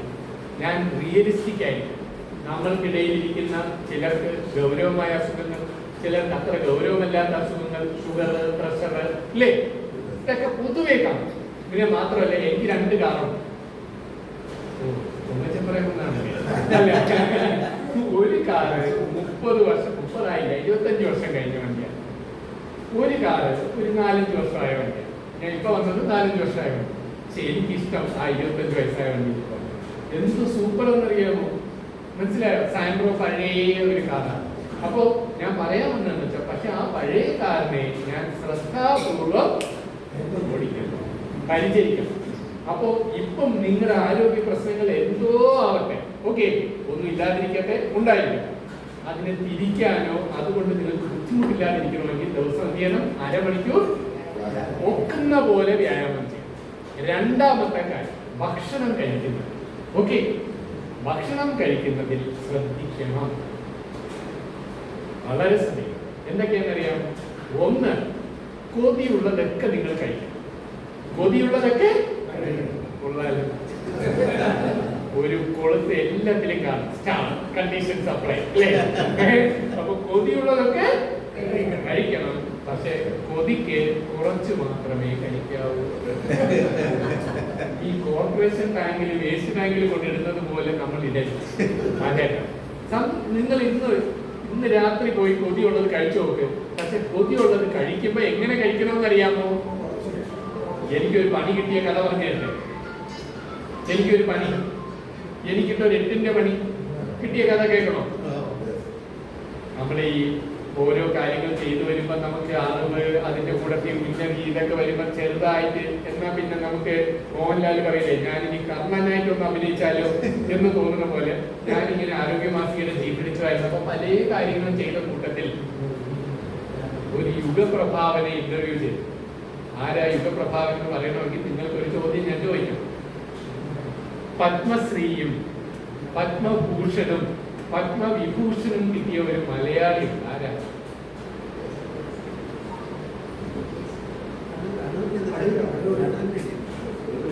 സമയമില്ലാത്തതുകൊണ്ട് ഞാൻ ഉത്തരം പറയട്ടോ. ഡോക്ടറാണ്, ഡോക്ടർ MS വല്യപ്പൻ. ഒരു സൂപ്പർ ഹീറോ ആണ്. തിരുവനന്തപുരം മെഡിക്കൽ കോളേജിലെ ആദ്യ ബാച്ച് ഡോക്ടറാണ്. വല്യപ്പൻ സാറിന് ഞാൻ ഒരു ദിവസം ഇന്റർവ്യൂ ചെയ്തു. അപ്പൊ വൈകുന്നേരം മാസ്കറ്റ് ഹോട്ടലിൽ വെച്ചിട്ട് ഇന്റർവ്യൂ ഒക്കെ ചെയ്ത്, ഇന്റർവ്യൂ രാത്രി ഒരു 9:30 തീർന്നപ്പോൾ ഞാൻ പറഞ്ഞു, സാറേ ഭക്ഷണം കഴിക്കാം. അപ്പൊ സാറ് പറഞ്ഞു, അയ്യോ പ്രശാന്തേ, ഞാനൊരു ചേട്ടന്റെ അനിയന്റെ കൊച്ചുമോളുടെ അവരെ വീട്ടിലാണ് നിൽക്കുന്നത്, രാത്രി അവർ കഞ്ഞിയും പേരും വെച്ച് വയ്ക്കാന്ന് പറഞ്ഞു. ഞാൻ പിന്നെ അത് പോയി കഴിക്കുന്നതല്ലേ. ഞാൻ പറഞ്ഞു പിന്നെ കഞ്ഞിയും പേര് കഴിക്കുന്നതാണ് നല്ലത്. പിന്നെ ഈ വലിയ ജാറ് ഹോട്ടലിൽ വന്നിട്ടേ നമ്മൾ ഫുഡൊക്കെ ഓർഡർ ചെയ്തിട്ട് എന്തെങ്കിലും കഴിക്കാതെ പോണത് മോശമാവില്ലേ സാർ? എന്നാ പിന്നെ ഒരു ചായ കുടിച്ചാലോ? ഞാൻ പിന്നെ സാർ ചായ കുടിക്കാം. അപ്പൊ അവിടെ വളവിലൊരു റെസ്റ്റോറന്റ് ഉണ്ടല്ലോ, അതിനകത്ത് മാസ്കറ്റ് ഹോട്ടലിനകത്തുള്ള ആ കുട്ടി കഫേ, അതിനകത്ത് എന്റെ വെളിയിലല്ല അകത്ത് തന്നെ. അപ്പൊ അകത്ത് കയറിയിരിക്കുകയാണ്. അപ്പൊ ഞാനല്ലേ ആദ്യത്തെ പോസ്റ്റ്. ഇപ്പൊ ഞാൻ ഇങ്ങനെ കയറി ഇരുന്നിട്ട് എന്റെ കൂടെ എന്റെ സ്റ്റാഫ് റിപ്പോർട്ടർ ഉണ്ട്, പിന്നെ സാറുണ്ട്. സ്റ്റാഫ് റിപ്പോർട്ടർ ഒരു യങ്ങാണ്. അപ്പൊ ഞാൻ പറഞ്ഞു 3 ചായ 1 വിത്തൗട്ട്. തള്ളുമാതിരി തള്ളായിരിക്കണം. 3 ചായ 1 വിത്തൗട്ട്. അപ്പൊ സാറ് ചോദിച്ചു, എന്താ പ്രശാന്തേ, ഷുഗർ ഉണ്ടോ? എന്താ പ്രശാന്തേ, ഷുഗർ ഉണ്ടോടാ? ഇല്ല. പിന്നെ ഈ വിത്തൗട്ട് ആർക്ക്? അത് സാറിന്. എനിക്ക് ഷുഗർ ഒന്നുമില്ല. അപ്പൊ ഞാൻ ചോദിച്ചു, ബി പി ഉണ്ട്, കുഴപ്പമില്ല. ബി പി ഉണ്ടെങ്കിൽ അല്ലേ നമുക്ക് നടക്കാൻ പറ്റൂ. പിന്നെ ഹാർട്ട് കൊണ്ട് കുഴപ്പമൊന്നുമില്ല. ഞാൻ പറഞ്ഞു ഇന്റർവ്യൂ തീർന്നില്ല. അല്ല 10-53 വയസ്സ്. അപ്പൊ തന്നെ അദ്ദേഹത്തിന് അത്രയും വയസ്സുണ്ട്. ഞാൻ ഇന്റർവ്യൂ ചെയ്തു. ഇത്രയും 10-50 വയസ്സും കഴിഞ്ഞിട്ട് ഇതുവരെ ഷുഗറും ഇല്ല, ബി പി ഇല്ല, ഹാർട്ടിന് കുഴപ്പമില്ല എന്നൊക്കെ പറയുകയാണെങ്കിൽ സാറിന്റെ ആരോഗ്യത്തിന്റെ രഹസ്യമില്ല എന്ന് ചോദിച്ചു. പണ്ട് ഈ മുഖ്യമന്ത്രി എ കെ ആന്റണി കരുണാകരൻ എന്നൊക്കെ പറയുമ്പോൾ മാതൃഭൂമി പത്രത്തിൽ 5-ാമത്തെ പേജിൽ ഉറപ്പാണ് അദ്ദേഹത്തിന് ഇഷ്ടമുള്ള മീൻകറി, കപ്പക്കറി എന്നൊക്കെ പറഞ്ഞു. അപ്പൊ അതൊക്കെയാണ് ഇന്റർവ്യൂ അല്ലേ. അപ്പൊ ഇതുപോലെ ഞാൻ ചോദിച്ചപ്പോ സാറ് പറഞ്ഞു, പ്രശാന്തേ, ഞാൻ എന്തും കഴിക്കും, പക്ഷേ അറിഞ്ഞ് കഴിക്കും. കുറച്ചെന്ന് പറയുന്നത് നമുക്ക് ഇഷ്ടമില്ല. മനസ്സിലായി? കുറച്ച് കഴിക്കണമെന്ന് പറഞ്ഞാൽ നമുക്ക് ഇഷ്ടമില്ല. അപ്പൊ അറിഞ്ഞ് കഴിക്കും. ഇന്ന് മുതൽ നിങ്ങൾ ചെയ്യണം, വീട്ടുകാരോടൊക്കെ പറഞ്ഞു കൊടുക്കണം, അറിഞ്ഞ് കഴിക്കണം. അപ്പൊ ഞാൻ അതിൽ നിന്നൊരു പുതിയ സംഭവം ഉണ്ട്. എങ്ങനെയെന്നറിയാം? കണ്ടറിഞ്ഞ്, രുചി അറിഞ്ഞ്, മനസ്സറിഞ്ഞ്, വയററിഞ്ഞ് ഇന്ന് മുതൽ പോയി കഴിച്ചു നോക്ക്. ഒരു ചപ്പാത്തി കഴിക്കുമ്പോൾ വയറുന്നത് വിശ്വസിക്കാൻ പറ്റും. നിങ്ങൾക്ക് ഒരു പൊറോട്ട കഴിക്കണമെന്ന് വെച്ചു. ഞാൻ പൊറോട്ടയെ പ്രൊമോട്ടൊന്നും ചെയ്യുന്നില്ല. പക്ഷെ ഒരു പൊറോട്ടയും ബീഫ് കഴിക്കണമെന്ന് നിങ്ങൾക്ക് കൊതിയുണ്ടെങ്കിൽ പൊറോട്ടയും ബീഫ് ഒലത്തിയത് ഇന്ന് പോയി കഴിക്കണം. ഒരുപാട് കഴിച്ചത് അവസാനം നിങ്ങളെ മക്കൾ എനിക്കെതിരെ മനഃപൂർവ്വമല്ലാത്ത പലതിനും കേസ് കൊണ്ടുപോകുന്നത്. അപ്പൊ പക്ഷെ കൊതിക്ക് നിങ്ങൾ കഴിച്ചോ. നിങ്ങൾക്ക് ഐസ്ക്രീം ഇഷ്ടമാണ്, കഴിച്ചോ. പക്ഷേ കൊതിക്ക് എന്തേ കഴിക്കാവൂ? കുറച്ചേ കഴിക്കാവൂ, ആസ്വദിച്ച് കഴിക്കണം. ഇനി 2, ഭക്ഷണം കഴിക്കുമ്പോൾ എല്ലാ നേരവും കഴിയുന്നത്ര നമ്മളൊരു പ്ലേറ്റ് എടുക്കുമല്ലോ, രാവിലെ ഉച്ചയ്ക്ക് രാത്രി. പ്ലേറ്റ് എടുക്കുമ്പോൾ പ്ലേറ്റിൽ പകുതി പഴങ്ങളും പച്ചക്കറികളുമായിരിക്കും. പഴങ്ങളും പച്ചക്കറികളുമായിരിക്കും. ഞാൻ പൊതുവായിട്ടുള്ള കാര്യം ആദ്യം പറയും. പഴങ്ങളും പച്ചക്കറികളുമായിരിക്കും. മറുപകുതിയിലെ 60% ധാന്യങ്ങളും 40% പ്രോട്ടീനുമായിരിക്കും. ഇനി ഇത്രയും വെച്ചല്ലോ. കുറെ പേര് ഷുഗർ ഉള്ളവരൊക്കെ കാണുമല്ലോ ഇതിനകത്ത്. അതുകൊണ്ട് ഞാൻ പറയാം, ഡയബറ്റിക് ഡയറ്റ് എന്ന് പറഞ്ഞ ഒരു ഡയറ്റ് ഇല്ല എന്ന് പറഞ്ഞപ്പോൾ നമുക്ക് നേരത്തെ ഒരു സന്തോഷം ഉണ്ടായിരുന്നു. എനിക്ക് ഷുഗർ ഇല്ല, ഞാനും നിങ്ങളുടെ കൂടെ ഷുഗർ ഉള്ളവരും ഇല്ലാത്തവരും ശ്രദ്ധിക്കേണ്ട, പ്രത്യേകിച്ച് ഷുഗർ ഉണ്ടെങ്കിൽ കൂടുതൽ ശ്രദ്ധിക്കേണ്ട കാര്യമാണ് അരി, ഗോതമ്പ്, ഉരുളക്കിഴങ്ങ്, ഓട്സ്, മരിച്ചീനി, വാഴപ്പഴങ്ങൾ എന്നിവയുടെ അളവ് കഴിയുന്നത്ര കുറയ്ക്കണം. ഞെട്ടിയ അരി, ഗോതമ്പ്, ഉരുളക്കിഴങ്ങ്, ഓട്സ്, മരിച്ചീനി, വാഴപ്പഴങ്ങൾ എന്നിവയുടെ അളവ് കഴിയുന്നത്ര കുറയ്ക്കണം. ഇത് കേൾക്കാൻ തന്നെ ഞാൻ വെയിറ്റ് ചെയ്യും. ഓട്സ് കുറയ്ക്കണം. കാരണം അന്ന് ഞാൻ ശ്രദ്ധിച്ചു കേൾക്കും. കേരളത്തിലും തമിഴ്നാട്ടിലും വിളയുന്ന ധാന്യത്തിന്റെ പേരെന്താ? അരി. രാജസ്ഥാനിലും പഞ്ചാബിലും വിളയുന്ന ധാന്യത്തിന്റെ പേരെന്താ? ഗോതമ്പ്. അമേരിക്കൻ ഐക്യനാടുകളിൽ വിളയുന്ന അരിയുടെ ഗോതമ്പിന്റെ പേരാണ് എന്ത്? നമ്മളെ പറ്റിക്കുകയാണ്. നല്ല സ്മാർട്ടായിട്ട് പറ്റിക്കുകയാണ്. മനസ്സിലായോ? അതുകൊണ്ട് അരി കഴിച്ചാൽ എന്ത് ഗുണമുണ്ട്, എന്ത് ദുരന്തമുണ്ട്, ഗോതമ്പ് കഴിച്ചാൽ എന്ത് ഗുണമുണ്ട്, എന്ത് ദുരന്തമുണ്ട്, അത് ഏകദേശം അതുപോലെ തന്നെയാണ് എന്തിനും ഓട്സിനും. ഓട്സ് കഴിച്ചാൽ മെലിയുന്നത് നമ്മളല്ല, നമ്മളെ പോക്കറ്റാണ്, കഷ്ടപ്പെട്ട് കിട്ടുന്ന പെൻഷനാണ്. മനസ്സിലായോ? കിലോയ്ക്ക് 10-300 രൂപ കൊടുത്ത് ഓട്സ് വാങ്ങുന്ന മനുഷ്യന് ഇവിടുത്തെ അരി 50 രൂപ തരുമ്പോൾ പറഞ്ഞു, നീ 100 രൂപ ഇരിക്കട്ടെന്ന് പറഞ്ഞ് കൊടുത്തു നോക്കും. ഈ കെട്ടിടമൊക്കെ നാട്ടുകാർ സമരം ചെയ്ത് പൊളിക്കും. എന്തിന്? വയലുണ്ടാക്കാൻ. എന്താ വയൽ നിലനിൽക്കുന്നത്? കൃഷി നഷ്ടമായതുകൊണ്ടാണ് അല്ലേ? നേരെ തിരിച്ചാലോ, 100 രൂപ അരിക്കാണെങ്കിൽ എല്ലാം മാറൂലേ? അപ്പൊ പ്രിയരെ ശ്രദ്ധിച്ച് മനസ്സിലാക്കുക, ഓട്സിന് പ്രത്യേകിച്ച് മേന്മയൊന്നും ഇല്ല. സായിപ്പ് നമ്മളെ നോക്കി ചിരിക്കുകയാണ്, മണ്ടന്മാരെ ആക്കി കൊടുത്തപ്പോ നമ്മൾ ഇവിടുന്ന് മറ്റേ അയ്യെ ഉണ്ടാക്കി അവലാക്കി കൊടുത്തിട്ട് ആരെങ്കിലും മാറ്റാം. ഇനി ഓട്സ് കൊണ്ട് ഒരു നേട്ടമുണ്ട് ഇല്ല എന്ന് ഞാൻ പറയൂ. മക്കൾ കാലിഫോർണിയയില, സാൻ ഫ്രാൻസിസ്കോയില എന്നൊക്കെ പറഞ്ഞ് പ്രസംഗിച്ച് പകൽ ആത്മാഭിമാനം കൊണ്ട് രാത്രി വിഷമിക്കുന്ന ഒരുപാട് രക്ഷിതാക്കളുണ്ട്. പക്ഷെ ഞാൻ അവരും വിഷമിക്കേണ്ടതേ പറയുള്ളൂ. എന്നാലും അവർ ചെയ്യുമ്പോൾ ഒരു ഗുണം ചെയ്യും. പാചകം കഴിഞ്ഞ ഏറ്റവും വലിയ ബുദ്ധിമുട്ട് എന്താ? പാത്രമൊക്കെ ആയി കഴിയും ഇല്ലേ? ഈ പാത്രമൊക്കെ ആയി കഴിയും. അപ്പൊ ഓട്സ് ആവുമ്പോ മാഗി പോലെ ഒരു പാത്രത്തിൽ എടുത്തിട്ട് കാച്ചി ആ പാത്രത്തിൽ തന്നെ ജോലി പൊടിച്ച് അതും കഴുകി വെച്ചിട്ട് കിടന്നുറങ്ങാം. മനസ്സിലായോ? ഇനി അങ്ങനെ ആകുന്നതിന് എനിക്ക് വിരോധമില്ല. ഞാൻ വളരെ പ്രായോഗിക ആളാണെന്ന് പറഞ്ഞല്ലോ. പ്രാക്ടിക്കലായിട്ട് നിങ്ങൾക്ക് ശകലം ഓട്സ് വാങ്ങി വയ്ക്കുക, രാത്രിത്തേക്ക് ഉണ്ടാക്കാൻ ബുദ്ധിമുട്ടാണെങ്കിൽ അപ്പം. പക്ഷെ ഞാൻ അതേ ബുദ്ധി തിരിച്ചു പറയട്ടെ. 2 പിടി അരി എടുത്ത് നമ്മള് ഒരാളെ ഉണ്ടെങ്കിൽ അവരവരുടെ കയ്യിൽ 2 പിടി. ഇനി ഭർത്താവിനും കൂടെ ഒന്നൊന്നേ 2 പിടിയിട്ടെ, മറ്റേ പറയൊക്കെ വെക്കുന്ന പോലെ. 2 പിടി അരിക്ക് 1 പിടി ചെറുപയർ. അപ്പൊ ചെറുപയർ ഗ്യാസ് ആണെന്ന് പറഞ്ഞ് തള്ളരുത്. ഞാൻ ഫുഡ് സേഫ്റ്റിയുടെ സ്റ്റേറ്റ് ചെയർമാനും IMAയുടെ നാഷണൽ സെക്രട്ടറി ഒക്കെ ആയിരുന്നു കാര്യം. അപ്പൊ ഈ ചെറുപയർ തന്നെ 7 തരമുണ്ട്. ഇതൊന്നും പറഞ്ഞാൽ തീരൂല കേട്ടോ, ഞാൻ ഓടി തീർക്കാൻ ശ്രമിക്കുകയാണ്. അപ്പൊ നോക്കൂ, ചെറുപയർ തന്നെ 7 ഉണ്ട്. ചെറുപയർ നല്ല വൃത്തിയായിട്ട് കഴുകി റെഡിയാക്കി നമ്മൾ ഈ പറയുന്ന അളവിനെടുത്താൽ നമുക്ക് വലിയ ഗ്യാസ് ഒന്നും ഉണ്ടാവില്ല. എന്നിട്ടും ഗ്യാസ് ആണെങ്കിൽ പയർ മുളപ്പിക്കും. പയർ മുളപ്പിക്കുമ്പം ആ ഗ്യാസ് ഉണ്ടാവാനുള്ള സാധ്യത കുറച്ചുകൂടെ കുറയും കേട്ടോ. ഇനി അത് തന്നെ വേണമെന്നില്ല, അത് അവിടെ നിൽക്കണം. അപ്പൊ 2 പിടി ആയിരിക്കും 1 പിടി ചെറുപയറിട്ട് ഒരു പാത്രത്തിൽ ഇട്ട് വേവിച്ച് ആ പാത്രത്തിൽ നിന്ന് കോരി പിടിച്ച് ആ പാത്രം കഴുകി വെച്ചിട്ട് കിടന്നാൽ 200 രൂപ പോകറ്റി കിടക്കും, 250 രൂപ പോകറ്റി കിടക്കും. പിടിയില്ലോ? പക്ഷെ ആസ്വദിച്ച് കുടിക്കണം. ഇനി അതിനൊക്കെ നല്ല റെസിപ്പീസ് നിങ്ങൾ ആലോചിക്കും. ഓക്കെ, അപ്പം ഇത് ക്ലിയർ ആണോ? പിന്നെ രണ്ടാമത്തെ രണ്ടാമത്തെ ഞാൻ പറഞ്ഞ ക്ലിയർ ആണല്ലോ അല്ലേ? അപ്പോ ധാന്യം ഇനി അതിൽ ഇഷ്ടമുണ്ടെങ്കിൽ ഈ ഓരോരുത്തരും ഓരോന്ന് വന്ന് തള്ളും കേട്ടോ. ഈ തള്ളുമ്പോൾ നമ്മൾ എന്ത് ചെയ്യണം? അതിൽ കൊള്ളേണ്ടത് കൊള്ളണം, അതിൽ നിന്ന് തള്ളേണ്ടത് തള്ളണം. ഇപ്പൊ ഉദാഹരണം പറഞ്ഞാൽ ഈ വാട്സാപ്പ് ഒരു വലിയ ശല്യമാണ്. വാട്സാപ്പിൽ അത് കൊള്ളാം ഇത് കൊള്ളാം.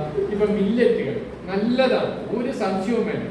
പക്ഷേ ഈ മില്ലറ്റ് ഇട്ട് ഉപ്പാവ് ഉണ്ടാക്കി എനിക്ക് പിടിക്കും. എന്നാ എനിക്ക് പിടിക്കണ്ട, മനസ്സിലായോ? നമുക്ക് ഇഷ്ടപ്പെട്ടാൽ കഴിച്ചാൽ മതി. പക്ഷെ മില്ലറ്റ് നല്ലതാണോ എന്ന് ചോദിച്ചാൽ ഞാൻ ഉറപ്പിച്ച് പറയും നല്ലതാണ്. ധാന്യം ഈ അതല്ല, മറ്റേ ഈ ബിരിയാണി ബസുമതി അരി. ഈ ബസുമതി അരി എന്ന് പറയുമ്പോൾ നിങ്ങൾ കണ്ടിട്ടുണ്ട്, അതിന്റെ വില കൂടുന്നത്, അതിന്റെ നീളം കൂടുന്നത്, എക്സ്ട്രാ ലോ. മണ്ടൻ ഒരിക്കലും വാങ്ങരുത്. നമ്മൾ ഇങ്ങനെ എടുക്കാൻ പോകുമ്പോൾ നമ്മൾക്കൊരു വിഷമാണ്. അപ്പുറത്തുള്ളത് കാണുമോ? 210ന്റെ അടുത്ത് കുറച്ചിലാവല്ലോ 260ന്റെ എടുക്കാൻ. നമ്മളത് ഏതോ ബുദ്ധിമോശത്തിന്റെ ലോകത്താണ് കുറെ മനുഷ്യന്മാരെങ്കിലും ജീവിക്കുന്നത്. കാരണം അപ്പുറത്തുള്ളവൻ കണ്ടാ എന്ത് തോന്നിയാൽ നമുക്ക് എന്താ, നമ്മളെ മനസ്സിൽ എന്ത് തോന്നുന്നു അത് മതി. മറ്റുള്ളവർ എന്ത് വിചാരിക്കുമെന്ന് കരുതി ജീവിക്കാൻ ചെയ്യരുത് കേട്ടോ. അടിവരായിട്ട് പറയും. അപ്പൊ നമ്മള് എക്സ്ട്രാ ലോങ് അരി എന്ന് പറഞ്ഞാൽ എക്സ്ട്രാ ദുഃഖം, എക്സ്ട്രാ കഷ്ടം കേട്ടോ. അപ്പൊ അരിയുടെ ധാന്യത്തിന്റെ നീളം ചെറുതാകും തോറും സൂപ്പർ. അതിൽ ഉമി തവിട് ഉള്ളിടത്തോളം സൂപ്പറാണ്. ഇപ്പൊ കബനി അരി അങ്ങനെയൊക്കെ പറഞ്ഞിട്ടുണ്ടല്ലോ. തവിടുള്ള അരി കഴിക്കാൻ പറ്റും. നിങ്ങൾ വിചാരിക്കുന്ന പോലെ ദോഷമൊന്നും ഇല്ലാതെ നല്ല ടേസ്റ്റുമാണ്. ഓക്കെ, അപ്പൊ അത് കുറച്ചു. പിന്നെ എണ്ണ കഴിയുന്നത്ര കുറയ്ക്കുക, ഒരിക്കലും വീണ്ടും വീണ്ടും ചൂടാക്കാതിരിക്കുക. പിന്നെ നമ്മളെയൊക്കെ ഒരു കുഴപ്പം ഞാൻ അപ്പോൾ പെട്ടെന്ന് പറയട്ടെ, നമ്മളെല്ലാം നമ്മുടെ ചെറുപ്പകാലത്ത് ഈ പാളയത്തോട് 1 കിലോ 2 രൂപയ്ക്ക് വാങ്ങിച്ചവരാണ്, ചിലപ്പോൾ അതിനെക്കാട്ടി കുറഞ്ഞ വിലയ്ക്ക് വാങ്ങിച്ചവരാണ്. നമ്മളുടെ ജീവിതത്തിന്റെ പ്രധാന കാലഘട്ടത്തിലെ ശമ്പളം ചിലപ്പോൾ 10,000 20,000 ഒക്കെ ആയിരിക്കും. എന്റെ വീട്ടില് അമ്മയ്ക്കും അച്ഛനും നല്ലൊരു എയർ പ്യൂരിഫയർ ഞാൻ വാങ്ങി. കോവിഡ് വന്നപ്പോഴേ ഈ കോവിഡിനെ പിടിക്കുന്ന ഒരു എയർ പ്യൂരിഫയർ വാങ്ങി 60,000 രൂപയെ. ഞാൻ ഇതും കൊണ്ട് വീട്ടിൽ ചെന്നപ്പം ഇന്ന് വരെ ഉണ്ടാവാത്ത സുനാമിയാണ് ഉണ്ടായത്. കാരണം അമ്മ പറയാണ്, അവൻ പ്യൂരിഫയർ വാങ്ങിച്ചുകൊണ്ട് വെച്ചേക്കുന്നു. ഞാൻ പൈസ പറഞ്ഞില്ല, പക്ഷെ പെട്ടിയിലല്ലേ കൊണ്ടുപോകാൻ പറ്റൂ. ഞാനിത് കുത്തി മാറ്റാൻ മറന്നുപോയി. അപ്പൊ 60,000 കാണും. നീ ഇത് പെണ്ണ് കൊണ്ടുകൂടെ 60,000 രൂപ പ്യൂരിഫയർ കൂടെ വേണ്ട, പൈസ കളഞ്ഞെങ്കിലും. പക്ഷെ ആ അമ്മയച്ഛന് ഇപ്പൊ മുറിയിൽ എന്നും ഓണാക്കുന്നത് AC-യെക്കാട്ടിലും ഭംഗിയായിട്ട് ഓണാക്കുന്നത് ആ എയർ പ്യൂരിഫയർ. ഞാൻ അത്ര കോസ്റ്റ്ലി സാധനം വാങ്ങിക്കണമെന്നല്ല ഞാൻ പറഞ്ഞു. ഞാൻ വാങ്ങിച്ചത് ഏറ്റവും സൂപ്പർ സാധനം. സാധനം ഒരു 10,000 രൂപയ്ക്കൊക്കെ എയർ പ്യൂരിഫയർ കിട്ടും. ഈ എയർ പ്യൂരിഫയർ വാങ്ങി വെച്ചപ്പോൾ എൻ്റെ അമ്മയുടെ ആസ്മയും അച്ഛൻ്റെ ശ്വാസം ബുദ്ധിമുട്ടുകളൊക്കെ കുറെ കുറഞ്ഞു. മനസ്സിലായോ? കാരണം അത്രയും സൂപ്പറായി. പക്ഷേ നമ്മൾ നമ്മുടെ പഴയ ശമ്പളം വെച്ച് ഇന്നത്തെ ചെലവിനെ അളക്കണം. എന്ന് വെച്ചാൽ ഇപ്പൊ നമ്മൾ ഫ്രൂട്ട്സ് കഴിക്കണമെന്ന് പറഞ്ഞു. ഫ്രൂട്ട്സിന്റെ വില കാണുമ്പോൾ നമുക്ക് കഴിക്കാൻ തോന്നുന്നില്ല. ഓക്കെ, ഞാൻ അത് പറഞ്ഞപ്പോൾ ഉടനെ ഒരു കാര്യം പറയട്ടെ. നമ്മൾ ആർക്ക് വേണ്ടി അതിനൊക്കെ വച്ചേക്കുന്നത്? പറ. നമ്മുടെ കയ്യിലുള്ള സ്വത്ത് ആർക്ക് കൊടുക്കാനാണ്? അപ്പൊ നമ്മളെ മക്കൾക്ക് എന്ന് നമുക്കൊരു തോന്നൽ വരും. ഓക്കെ, ഞാൻ ഇന്ന് ഇവിടെ വന്നതിന്റെ ഏക അജണ്ട ചോദിച്ചാൽ നിങ്ങൾക്ക് മനസമാധാനം കിട്ടുന്ന ചില കാര്യങ്ങൾ പറയുക എന്നുള്ളതാണ്. അതിലൊരു നല്ല വിശേഷം ഞാൻ പറഞ്ഞു. നമ്മുടെ മക്കൾക്ക് നമ്മൾ 2 കാര്യങ്ങളെ കൊടുക്കാവൂ. 2 കാര്യങ്ങളെ കൊടുക്കാവൂ. അത് നല്ല വിദ്യാഭ്യാസവും നല്ല സ്വഭാവവും മാത്രമാണ്. മറിച്ചൊന്നും കൊടുക്കരുത്. എന്തെങ്കിലും കൊടുത്തോ അവർ ചീത്തയാവും. വലിയ നിവൃത്തിയുള്ളവരുടെ ഒരാളുടെ മക്കള് കാര്യമായി രക്ഷപ്പെടാത്ത അതുകൊണ്ടാണ്. കാരണം നമ്മൾ എല്ലാത്തിനെയും ലീഡ് ചെയ്തുകൊണ്ടിരിക്കുക. നമ്മൾ എവിടെയെങ്കിലും എന്തെങ്കിലുമായി മാറിയെങ്കിൽ നമ്മൾ ജീവിതത്തിൽ പ്രതിസന്ധികളെ നേരിട്ടത് കൊണ്ടാണ്. അല്ലേ? ആണോ? അല്ലേ? അതുകൊണ്ട് നിങ്ങൾക്ക് കുടുംബ പശ്ചാത്തലമായി കിട്ടിയ ഏക്കറോ അല്ലെങ്കിൽ 5 സെന്റോ ഉണ്ടെങ്കിൽ അത് വേണമെങ്കിൽ നിങ്ങളെ മക്കൾക്ക് കൊടുക്കും. പക്ഷെ നിങ്ങൾ കഷ്ടപ്പെട്ടുണ്ടാക്കിയ നിങ്ങളുടെ ജീവിതകാലത്ത് ആർജിച്ചെടുത്ത സ്വത്തുക്കളെ നിങ്ങൾ മതിയാവോളം ഉപയോഗിച്ച് ജീവിക്കുക.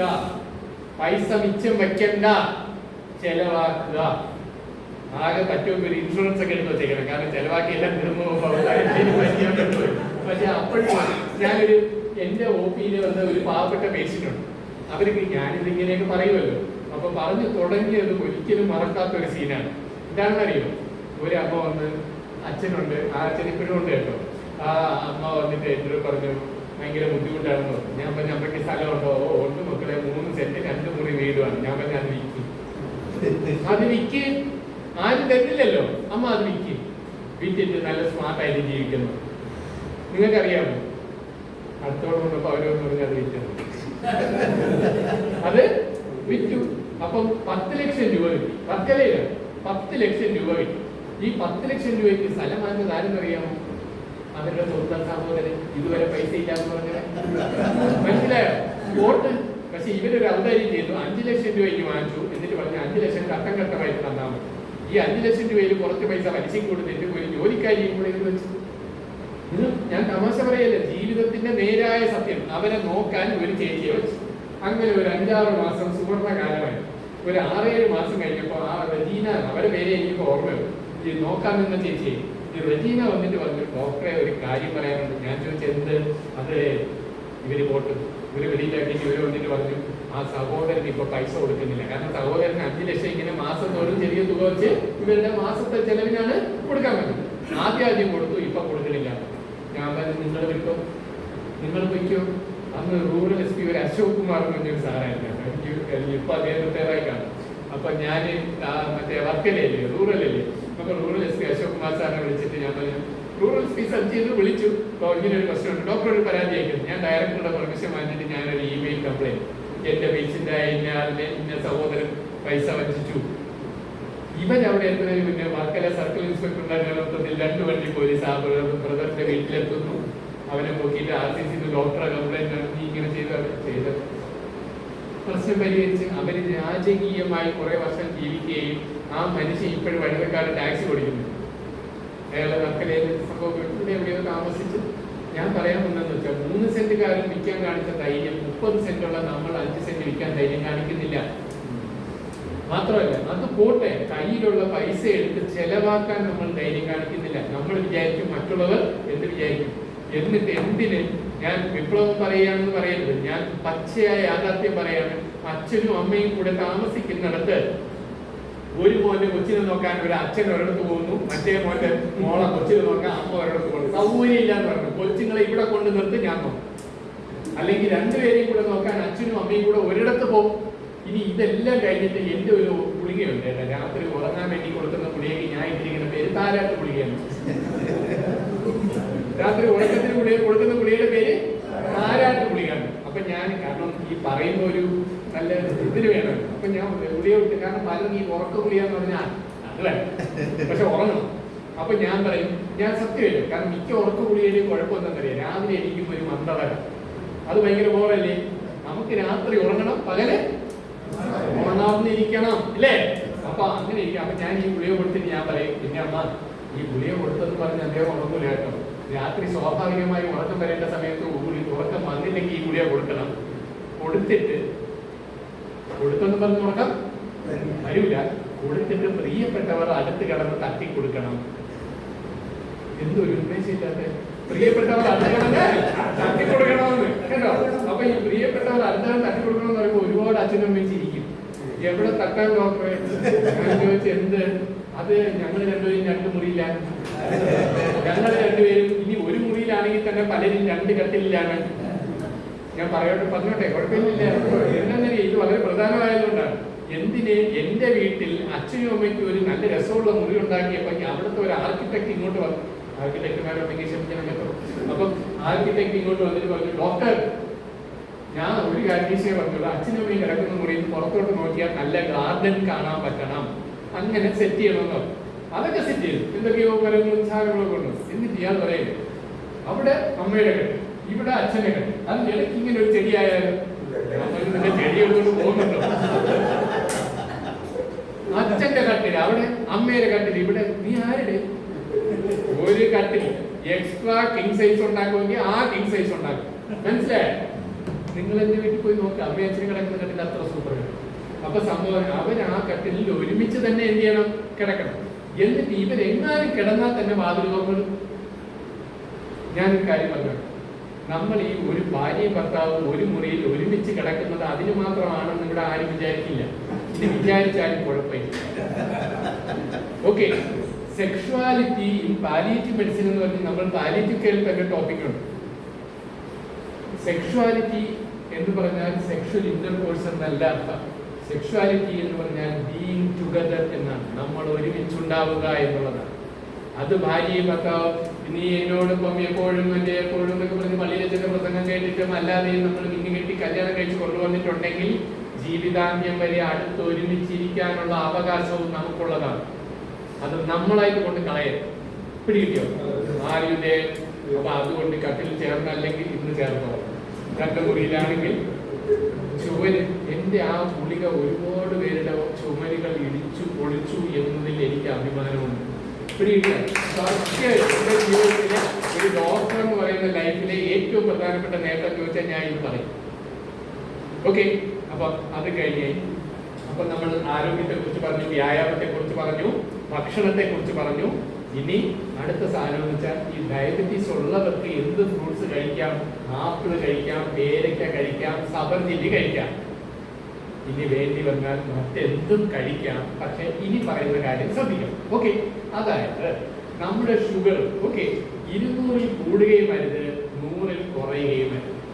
ഇനി കണ്ണ് ഓപ്പറേഷനൊക്കെ ചെയ്യാൻ ഉദ്ദേശിക്കുന്നവർക്ക് കുറെ കൂടെ കൺട്രോള് വേണം. ആ കൺട്രോള് വേണ്ട സമയത്ത്, ഷുഗറിന്റെ കൺട്രോള് വേണ്ട സമയത്ത് നമ്മൾ എന്ത് ചെയ്യണം? ആ സമയത്ത് കുറച്ചും കൂടി ശ്രദ്ധിക്കണം. അതിൽ ശ്രദ്ധിക്കേണ്ടതെന്ന് വെച്ചാൽ നമ്മൾ ഭക്ഷണം കഴിക്കുന്ന സമയം, അളവ്, രൂപം, ഇതിൽ ഒരു ശ്രദ്ധ വേണം. ഇപ്പൊ ഉദാഹരണം പറഞ്ഞാൽ നമ്മൾ എന്ത് ചെയ്തു? രാവിലെ 7 മണിക്ക് ഒരു ദിവസം 3 ഇഡലി, പിറ്റേ ദിവസം 7 മണിക്ക് കഴിക്കുന്നില്ല, 10 മണിക്ക് 5 ദോശ, 5 ഒരു 4 ദോശ. അത് തെറ്റല്ല, ഒരു ചിന്ത വേണം. പിന്നെ രണ്ടാമത് മിക്ക വീട്ടിൽ നടക്കുന്ന ഒരു എളുപ്പ മാർഗമുണ്ട്. ചപ്പാത്തിക്ക് ഉരുളക്കിഴങ്ങ് കറി, അപ്പത്തിന് ചമ്മന്തി. ഇത് മണ്ടത്തരമാണ്, മനസ്സിലായോ? അതായത് ചപ്പാത്തിയിലുള്ളത് അന്നജമാണ്, ഉരുളക്കിഴങ്ങിലുള്ളതും എന്താണ്? അന്നജമാണ്. അപ്പൊ നമ്മൾ എന്ത് ചെയ്യണം? നാരങ്ങ പൂരി മസാല. പൂരി മസാല എന്ന് പറഞ്ഞാൽ മഞ്ഞപ്പൊടിയുള്ള മറ്റേ ഉരുളക്കിഴങ്ങ് കറി അതല്ല. പൂരിക്ക് കടലക്കറി കൊണ്ടുപോകാതെ. ഇനി അപ്പൊ ഈ കറിയൊക്കെ കൊണ്ടുവരാൻ അവർക്ക് പറ്റിയില്ലെങ്കിൽ നമ്മൾ ഒരു മുട്ട പുഴുങ്ങിയോ ഒപ്പം കഴിക്കുകയോ, അല്ലെങ്കിൽ പനീറും കൂടെ ജസ്റ്റ് എടുത്തിട്ട് ഫ്രൈ ചെയ്ത് കഴിക്കുക, എന്തെങ്കിലും ചെയ്ത് കഴിക്കും. പിടിയോ? ഓക്കെ, ഞാൻ പ്രധാനപ്പെട്ട കാര്യങ്ങളൊന്നും പറഞ്ഞില്ല എന്ന്. ഇനി ഏറ്റവും പ്രധാനപ്പെട്ട ഒരു കാര്യം കൂടി പറഞ്ഞിട്ട് ഞാൻ നിങ്ങളുടെ ചോദ്യങ്ങൾ എന്തെങ്കിലും ഉണ്ടെങ്കിൽ ചോദിച്ച്, എനിക്ക് സമയം അതിക്രമിച്ചു പോയി, ഞാൻ വാച്ചിറക്കി നോക്കിയാണ് നിൽക്കുന്നത്. പക്ഷെ കുഴപ്പമില്ല, കാരണം എന്ന് വെച്ചാൽ അടുത്തത് ഒരു വലിയ കുഴപ്പമുള്ള കൊട്ടേഷനാണ്. അപ്പൊ എന്നാലും ഞാൻ പറയും. അപ്പോൾ ആദ്യത്തത് വ്യായാമം, രണ്ടാമത്തത് സമീകൃത ആഹാരം, മൂന്നാമത്തത് സമ്മർദ്ദരഹിത ജീവിതം. ഓക്കെ. അപ്പം ഞാൻ സമ്പദ്രഹിത ജീവിതത്തെ കുറിച്ച് പറയുമ്പോൾ നമ്മൾ ഭാഗവതത്തിലെ ഞാൻ കൊണ്ടു നിർത്തിയ ലക്ഷ്യം ശകലം ഒന്ന് മുന്നോട്ട് പോകും. ശ്രദ്ധ. ഹലോ, കഴിഞ്ഞ ക്ലാസ്സില് പോയി.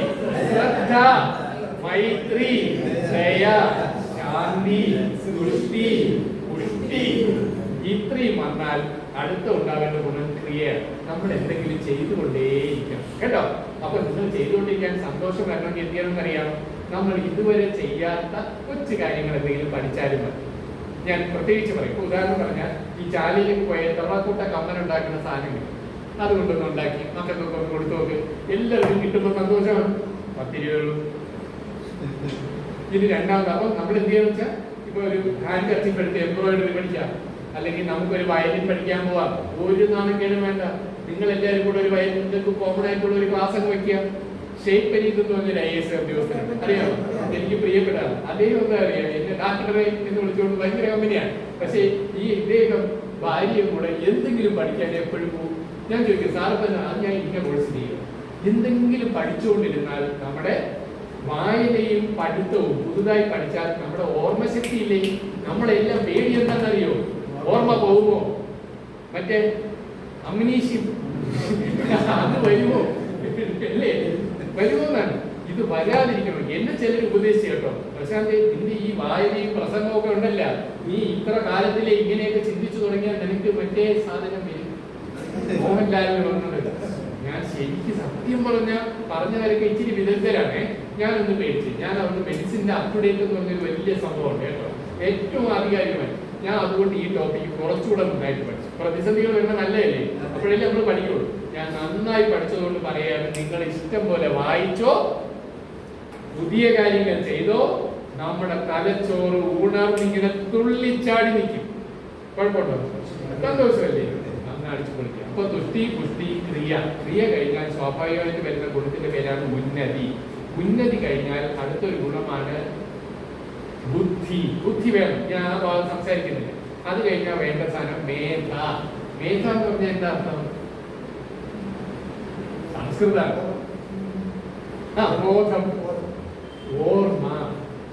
അപ്പൊ നമുക്ക് ഓർമ്മ വേണം. ഓർമ്മ വേണം എന്ന് പറയുമ്പോ നമ്മൾ എല്ലാവരും ശ്രദ്ധിക്കണം, എന്തോർക്കണം എന്തോർക്കണ്ട. നമ്മളെ ലൈഫിൽ കുറെ സംഭവങ്ങൾ നടക്കും, അതിൽ വേണ്ടത് മാത്രമേ ഇട്ടുള്ളൂ, മുന്നോട്ട് പോയാൽ. കമ്പ്യൂട്ടറിൽ റിഫ്രഷ് ബട്ടൺ എന്ന് പറഞ്ഞൊരു ബട്ടൺ അറിയാമോ? ഈ മൊബൈലില്ലേ നിങ്ങൾക്ക് എല്ലാവർക്കും? നിങ്ങൾ കുറെ കഴിയുമ്പോൾ മൊബൈലിലെ വേണ്ടാത്ത ഫോട്ടോസ് ഒക്കെ ഡിലീറ്റ് ചെയ്ത് കളയൂലേ? അതുപോലെ നിങ്ങൾക്ക് സന്തോഷം തരാത്ത സാധനങ്ങൾ എടുത്തങ്ങ് കളയണം. പക്ഷെ എങ്ങനെ കളയും? മൊബൈലിലാണെങ്കിൽ എടുത്ത് സെലക്ട് ചെയ്തിട്ട് ഡിലീറ്റ് ചെയ്താൽ മതിയായിരുന്നു, അല്ലേ? ഇത് ഡിലീറ്റ് ചെയ്യാൻ നോക്കുമ്പോൾ അന്ന് അവള് കാണിച്ചത്, ഇവള് പറഞ്ഞത്, അയാള് ചെയ്തത്, ഇത് നമ്മളെ മനസ്സിൽ ഇങ്ങനെ നിർഗളിച്ചുകൊണ്ടിരിക്കും, അല്ലേ? അതുകൊണ്ട് ഞാൻ ഒരു കാര്യം ചോദിക്കണ്ട. ഒരു മുറിയിൽ നിറച്ച് ഇരുട്ടാണെന്ന് വെച്ചോ, ആ ഇരുട്ടിനെ തള്ളി മാറ്റാൻ 10 CIT-കാരെ വിളിച്ചിട്ടേ ഈ ഇരുട്ടൊക്കെ ചുമന്ന് വെളികളെ നടക്കുവോ? 10 പറ്റൂല. 100 പേര് പറ്റില്ല. പക്ഷേ ഒരു വെളിച്ചം കൊണ്ട് അതിനകത്ത് വിളക്ക് കത്തിച്ച് വെച്ചാൽ ഇരുട്ട് പോയോ? അതുപോലെ നമ്മുടെ മനസ്സിനെ അസ്വസ്ഥമാക്കുന്ന ചിന്തകളെ നിങ്ങൾ തള്ളി മാറ്റാൻ നോക്കരുത്. പകരം എന്ത് ചെയ്യണം? നമ്മുടെ മനസ്സിന് സന്തോഷം തരുന്ന കാര്യങ്ങൾ കൊണ്ടിട്ടോണ്ടിരിക്കണം. ഇനി ഏതെങ്കിലും സമയത്ത് ജംഗ്ഷനിൽ ബ്ലോക്കാണ് ഇങ്ങോട്ടിടാൻ പറ്റുന്നില്ല, ചിലപ്പോൾ മനസ്സിന് വിഷമിച്ച് വരില്ലേ? മനസ്സിന് വിഷമം വരൂലേ? വിഷമം വരുമ്പോൾ തീരെ നിവൃത്തിയില്ലെങ്കിൽ നിങ്ങൾ ഏതെങ്കിലും ഒരു ഈശ്വരനാമം ചൊല്ലിയേ. നിങ്ങൾ ഏത് മതത്തിലോ ഏത് വിശ്വത്തിലോ ആയിക്കോട്ടെ, ഏതെങ്കിലും ഒരു ഈശ്വരനാമം. നമ്മൾ ഹിന്ദു മിത്തോളജിയിൽ പറയും, മനനാൽ പ്രായതേ ഇതി മന്ത്രം. മനനം ചെയ്യുന്നവനെ പ്രാണനം ചെയ്യുന്നതാണ് മന്ത്രം. അത് എന്റെ ഈശോ എന്ന് വിളിച്ചാലും എന്റെ അല്ലാഹ് റബ്ബേ എന്ന് വിളിച്ചാലും അത് മന്ത്രം തന്നെയാണ്. ഇനി ഒന്നുമില്ലെങ്കിൽ സ്വന്തം അമ്മയെ അച്ഛനെ ഒന്ന് മനസ്സിൽ ധ്യാനിച്ചേക്കുക. എപ്പോഴും ഓർക്കുന്ന ഒരു പാട് കൊണ്ടല്ലേ നമ്മൾ നടക്കുന്നത്. നമ്മളെ ശരീരത്തിൽ മാറ്റാൻ പറ്റാത്ത ഒരു പാടില്ലേ? അത് നമ്മളെ ദൈവത്തെ ഓർമ്മിപ്പിക്കുന്നതാണ്. മക്കള് കേട്ടോ. അപ്പൊ നമ്മൾ അമ്മയെ പ്രാർത്ഥിച്ചാലും മതി. അപ്പോ മേധ ശരിയായില്ലേ? ഇനി അടുത്ത ഒരു വാക്കുണ്ട്, അത് വളരെ പ്രധാനമാണ്. തിദിക്ഷ എന്ന് പറയും. എന്താണ് തിദിക്ഷ എന്ന് പറഞ്ഞാൽ? സംസ്കൃതത്തിൽ ക്ഷമ എന്നാണ്. നമ്മൾ ക്ഷമിക്കാൻ പഠിക്കണം. Man gets and forgets, God gives and forgives എന്ന് പറയും. Let us be divine. നമ്മളുണ്ടല്ലോ ക്ഷമ എന്ന് പറയുന്ന സാധനം നമ്മൾ ജീവിതത്തിൽ 4 വാക്കുകളെ കുറിച്ച് പറഞ്ഞാൽ സ്നേഹവും ക്ഷമയും നമ്മളെ കൂടെ വേണം. സ്നേഹവും ക്ഷമയും നമ്മളെ കൂടെ എപ്പോഴും വേണം. സ്വാർത്ഥതയും അസൂയയും നമ്മളിൽ നിന്ന് എപ്പോഴും മാറ്റിക്കൊണ്ടുവരിക്കണം. ഇത് ചെയ്തുകൊണ്ടിരുന്നാൽ നല്ല സൂപ്പറാണ്.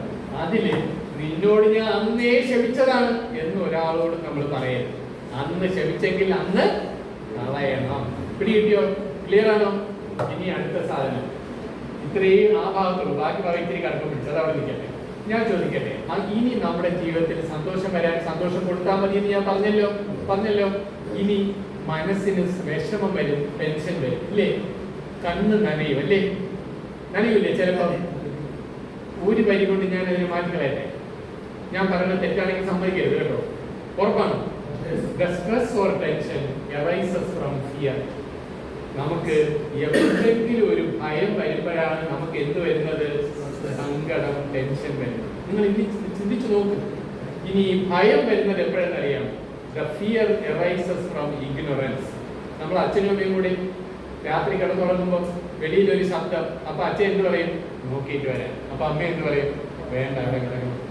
അപ്പോഴാണ് എന്ന് പറഞ്ഞൊരു ശബ്ദം കേട്ട, ഓ പൂച്ചയായിരുന്നല്ലേ. ഈ പൂച്ചയായിരുന്നു എന്നുള്ള അറിവ് നമ്മുടെ ഭയത്തെ ഒന്ന് മാറ്റി. ഭയം മാറുമ്പോൾ നമ്മുടെ ടെൻഷനും മാറും. ഇനി സങ്കടം തോന്നിയാൽ പറയണം, ഇടേ എന്തടേ എനിക്ക് പേടി. അത് ഇന്നതേ പേടി. അടുത്ത ചോദിക്കുമ്പോൾ പറയണം, എന്താണ് പേടിക്ക് കാരണം? ഞാൻ വലിയ പണ്ഡിതനൊക്കെ തന്നെ, എനിക്ക് ഇന്ന കാര്യം അറിഞ്ഞുകൂടാത്തതുകൊണ്ടാണ്. ഓക്കെ, മനസ്സിലായോ? ശരി, ഞാൻ ഇവിടെ നിർത്തുക. സർ പറ്റും. നമ്മളെല്ലാവരും സമയത്തിന്റെ പിറകെ ഓടുക, അല്ലേ? പക്ഷെ ഉണ്ടല്ല, ആ ഓട്ടത്തിലും ഞാൻ ഒരു വരി പറഞ്ഞോട്ടെ. ഈ ഓട്ടത്തിൽ ഓടുമ്പോഴും നമ്മൾ എപ്പോഴും ശ്രദ്ധിക്കേണ്ട ഒരു അറിവുള്ളൂ, എല്ലാം സമാധാനത്തിലാണ്. ചിലപ്പോൾ ഭക്ഷണം കഴിക്കുമ്പോൾ വലിച്ചു വാരി തിരുമ്പോൾ പറയില്ലേ, നീ ഒന്ന് പതുക്കെ തിരി, ഇത് മുഴുവൻ നിനക്കുള്ളത് തന്നെ എന്ന് പറയുന്നത് പോലെ നമ്മുടെ ഓട്ടത്തിൽ നമുക്കൊരു പരിഭ്രാന്തി. ഞാനൊരു നിർത്താമെന്ന് വിചാരിച്ചാണ്, എന്നാലും ഒരു 4 വാക്ക് കൂടി പറഞ്ഞു. ഇംഗ്ലീഷിലെ 4 വാക്ക്. ഒന്ന്, ലൈഫിൽ ഇതുവരെ പറഞ്ഞതെല്ലാം കുറേയൊക്കെ ഓർത്ത് കാണുമല്ലോ. ഇനി ഓർക്കാൻ പറ്റിയില്ലെങ്കിലും കുഴപ്പമില്ല, ഈ 4 വാക്ക് ഓർക്കാം. ഒന്ന്, സെൽഫ് കെയർ വേണം. നമ്മൾ നമ്മളെ കെയർ ചെയ്യണം. എങ്ങനെ? നമ്മുടെ ശരീരത്തിനെയും മനസ്സിനെയും ഒക്കുന്ന പോലെ കെയർ ചെയ്യണം. രണ്ടാമത്തത്, ഏറ്റവും പ്രധാനപ്പെട്ട ഒരു വാക്ക്, റിവ്യൂ. എന്താ റിവ്യൂ? റിവ്യൂ എന്ന് പറഞ്ഞാൽ റീവ്യൂ എന്നാണ്. ഒന്നുകൂടെ നോക്കണം, നമ്മൾ പറയുന്നത്, ചിന്തിക്കുന്നത്, ചെയ്യുന്നത്, ചെയ്തുകൊണ്ടിരിക്കുന്നത് ഒക്കെ ശരിയാണോടെ? ഇപ്പൊ ഞാൻ സാറ് എന്നോട് ചോദിക്കണം, പ്രശാന്ത് എങ്ങനെ പോകണം ജീവിതം? കൊള്ളാം സാർ, വൈകുന്നേരം 4 പോകും, അവിടെ കൂടെ വരും. ഇതെല്ലാം കഴിഞ്ഞ് രാത്രി 12 മണിയായപ്പോൾ കിടക്കാൻ നോക്കുമ്പോൾ ക്ഷീണം എന്ന് എനിക്ക് തോന്നിയാൽ ഞാൻ അപ്പം തോന്നിയതല്ലേ ഉള്ളത്, അല്ലേ? അപ്പൊ നമ്മളോട് ചോദിക്കുമ്പോൾ നമ്മൾ കറക്റ്റ് ആയില്ലേ? ഇപ്പൊ ചായ വേണോ ചോദിക്കുമ്പോൾ നമ്മൾ ആദ്യം എന്ത് പറയും? വേണ്ട, അല്ലേ? പക്ഷെ ശരിക്കും ചായ വേണമായിരിക്കും. ഈ അടുത്തൊരു കൊച്ചെന്റെ കൂടെ ഉണ്ടായിരുന്നു, ഒരു മോള്. അപ്പൊ ഞാൻ അവളുടെ അമ്മ ഓപ്പറേഷൻ കഴിഞ്ഞ് എനിക്ക് വളരെ പ്രിയപ്പെട്ട, അപ്പൊ മക്കളെ എനിക്ക് വല്ല കുടിക്കാൻ വേണോ, നമുക്കൊരു ജ്യൂസ് കുടിച്ചാൽ? വേണ്ട മാമ.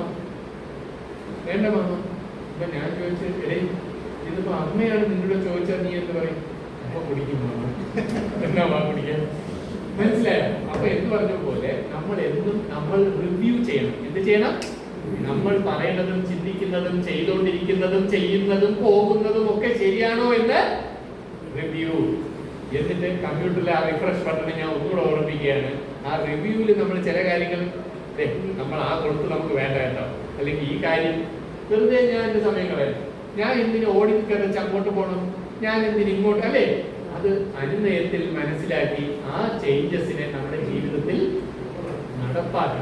നടപ്പാക്കാൻ ശ്രമിക്കുമ്പോൾ എപ്പോഴും വിജയിക്കുകയൊന്നുമില്ല. കാരണം എന്ന് വെച്ച് കഴിഞ്ഞാൽ നമ്മൾ തന്റെ ഏതല്ലാത്ത കാരണങ്ങളാൽ, മറ്റേ ഭാര്യ ഭർത്താവ് എന്ന് പറയുന്ന പോലെ തന്റേതല്ലാത്ത കാരണങ്ങളാൽ ദുഃഖിക്കുന്നവരാണ് കൂടുതൽ. മറ്റുള്ളവർ നമ്മളെ ദുഃഖം നമ്മുടെ തലയിൽ കൊണ്ട് വയ്ക്കാൻ. മനസ്സിലായോ? വല്ലവരും വല്ല ദുഃഖം കൊണ്ടുവച്ചാൽ അനിയ നിൽ, അത് നിന്റെ കയ്യിൽ വെച്ചേ. ഇനി തർക്കിച്ചില്ലെങ്കിലും കുഴപ്പമില്ല, നമ്മളോട്ട് എടുക്കാൻ. പിടി കിട്ടിയോ? അപ്പൊ സന്തോഷം വരില്ലേ? ഇനി ലാസ്റ്റ് പറഞ്ഞ നമ്മുടെ മുഖത്ത് 110 മസിലുണ്ടെന്നാണ് പറയാം. ശരിക്കും ഉണ്ടല്ലോ. എത്ര മസില്? 110. ഒരാളെ നോക്കിയിട്ട് ഒന്ന് ഗൗരവമാവണമെങ്കിൽ എത്ര മസിൽ പ്രവർത്തിക്കണമെന്ന് അറിയണം? ഒരു 10-75 മസിൽ പ്രവർത്തിച്ചാലേ ഞാൻ 6 മണിക്ക് അവിടെ എത്താൻ. അവിടെ ഉള്ളവരെ ഞാൻ കേൾക്കണം. നിങ്ങൾ ഒരു ശകലം ലേറ്റ് ആയില്ലേ ഞാൻ വന്നപ്പോൾ? പോട്ടെ, അത് അഡ്ജസ്റ്റ് ചെയ്യാം. എന്നാൽ ഈ ചന്ദ്രശേഖരൻ സാറിനെ കാണുമ്പോൾ എനിക്ക് ഇത്തിരി ദേഷ്യം ഉണ്ടെങ്കിൽ ചന്ദ്രശേഖരൻ സാറിനെ കാണുമ്പോൾ ഞാൻ എന്ത് ചെയ്യും?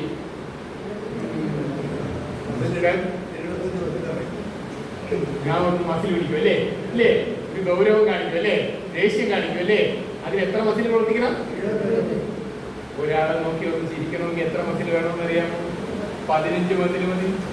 പിന്നെ ഞാൻ രാവിലെ പ്രയത്നി പകുതി പഴങ്ങളും പച്ചക്കറികളും ഒക്കെ കഴിച്ച് ആവശ്യത്തിന് മാത്രം ഊട്ടി ഉണ്ടാക്കി ജീവിക്കുന്ന ഞാനേ ഈ ചന്ദ്രസേനൻ എന്ന് പറയുന്ന മഹാവൃത്തികെട്ടവന് വേണ്ടി 75 മസിൽ പ്രവർത്തിക്കണമെന്ന് സൗകര്യമില്ലടോ. അപ്പൊ ചന്ദ്രസേനൻ എന്ന് പറയുന്ന സാറിനെ കാണുമ്പോൾ നമ്മളെന്ത് ചെയ്യണം?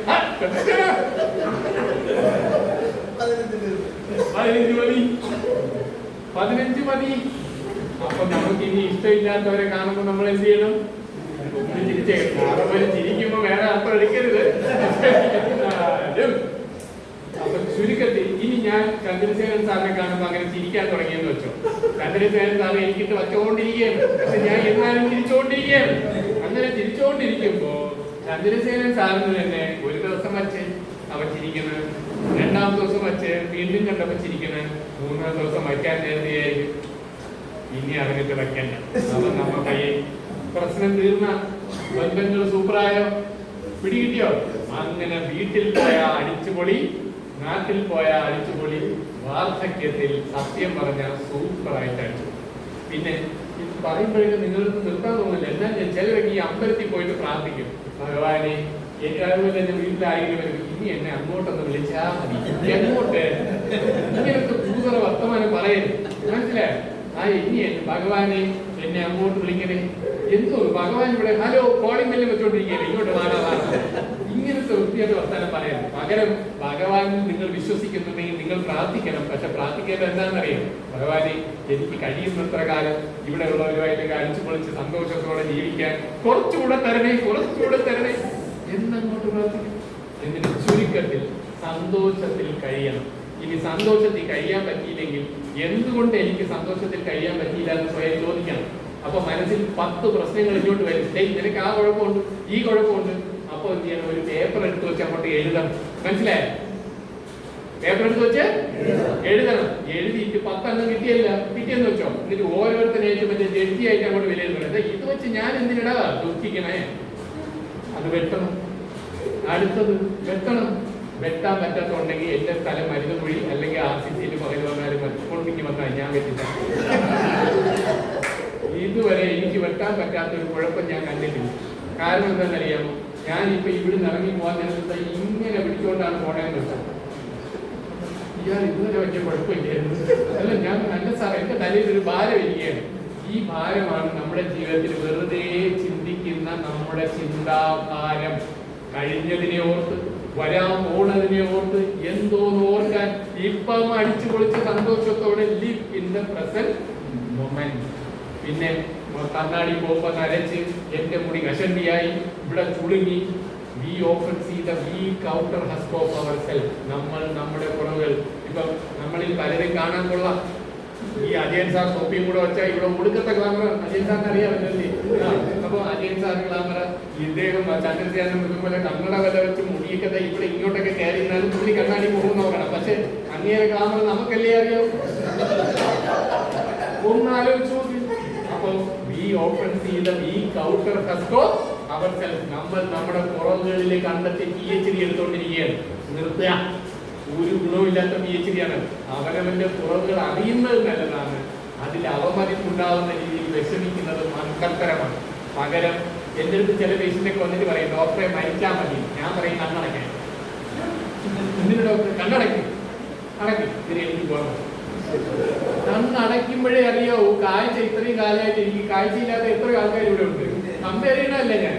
നമുക്കുള്ള കഴിവുകൾ, നമുക്കുള്ള നന്മകൾ, അങ്ങനെ ഞാൻ ഇതുണ്ട്. എന്നാലും സാധാരണ അഡ്ജസ്റ്റ് ചെയ്തോളൂ. ഈ ഞാൻ ചോദിക്കട്ടെ, മോദി ഭയങ്കര സൂപ്പറല്ലേ? നരേന്ദ്രമോദി 3ാമത്തെ പ്രധാനമന്ത്രി ഭയങ്കര സംഭവമാണ്. മോദിയുടെ കാര്യം പറയുന്നത്. പക്ഷേ മോദി രാത്രി മീറ്റിംഗ് ഒക്കെ കഴിഞ്ഞ അമിത്ഷായും മറ്റേ ഷായും എല്ലാവരും കണ്ടു കഴിഞ്ഞ് മീറ്റിംഗ് ഒക്കെ കഴിഞ്ഞിട്ട് വീട്ടിലെത്തുമ്പോ ആ ദേവകി ഇത്തിരി ചൂടുകൾ എടുത്തോണ്ട് വാ. ഭാര്യ ഉണ്ടോ അവിടെ? ഇല്ല. ഉണ്ടോ? മക്കളെ ഗോവിന്ദ് നീ എന്താ ഇടാ? ഉണ്ടോ അവിടെ? ഇല്ല. അപ്പം ഇനി ഇതെല്ലാം ഉള്ള ചില നേതാക്കൾക്ക് അവരൊക്കെ ഉള്ളതാണല്ലോ അവരുടെ ഏക പ്രശ്നം. ദയവായിട്ട് ഇല്ലാത്ത സാധനങ്ങൾ അന്വേഷിക്കാൻ നടക്കണ്ട, ഉള്ളതിൽ സന്തോഷിച്ച് നടക്കുക. ആൻഡ് ഫൈനലി ഹ്യൂമൻ ബീയിങ് ആണ് നമ്മൾ. ബീയിങ് ഹ്യൂമൻ എന്നുള്ള നില എപ്പോഴും തുടരുക. എന്നിട്ട് ഒരു 10 രൂപ മിച്ചമുണ്ടെങ്കിൽ അത് ആർക്കെങ്കിലും ഉപകാരമായിട്ട് കൂടെ ഒന്ന് മാറ്റുക. ചെറിയ കപ്പലണ്ടി വാങ്ങിച്ചാൽ മതി. എന്നിട്ട് 20 രൂപ കപ്പലണ്ടി വാങ്ങിയ ശകല കഴിക്കുക. എന്നിട്ട് അവിടെ ഇരിക്കുന്ന പക്ഷികൾക്ക് കൊടുത്തു നോക്ക്. എനിക്ക് ജീവിതത്തിൽ ഏറ്റവും സന്തോഷം തോന്നുന്നു. നിങ്ങളൊരു ട്രിപ്പ് പോകണമെങ്കിൽ പോകേണ്ടതെന്നറിയാം, മട്ടാഞ്ചേരിയിൽ പോകണം. ഞാൻ അതായിരിക്കും, നിങ്ങൾക്ക് വേറെ സ്ഥലമൊക്കെ കാണാൻ കേട്ടോ. എനിക്ക് ഏറ്റവും സന്തോഷം തോന്നി. ഞാൻ കുറച്ച് പേരെയും കൊണ്ട് ഇതുപോലെ പോയി.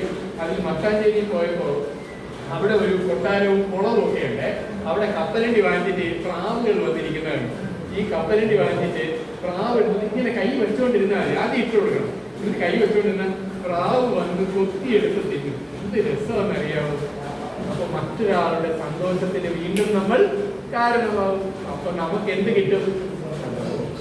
അപ്പൊ എന്ത് ശരിയാണ്. അപ്പൊ താങ്ക് യു.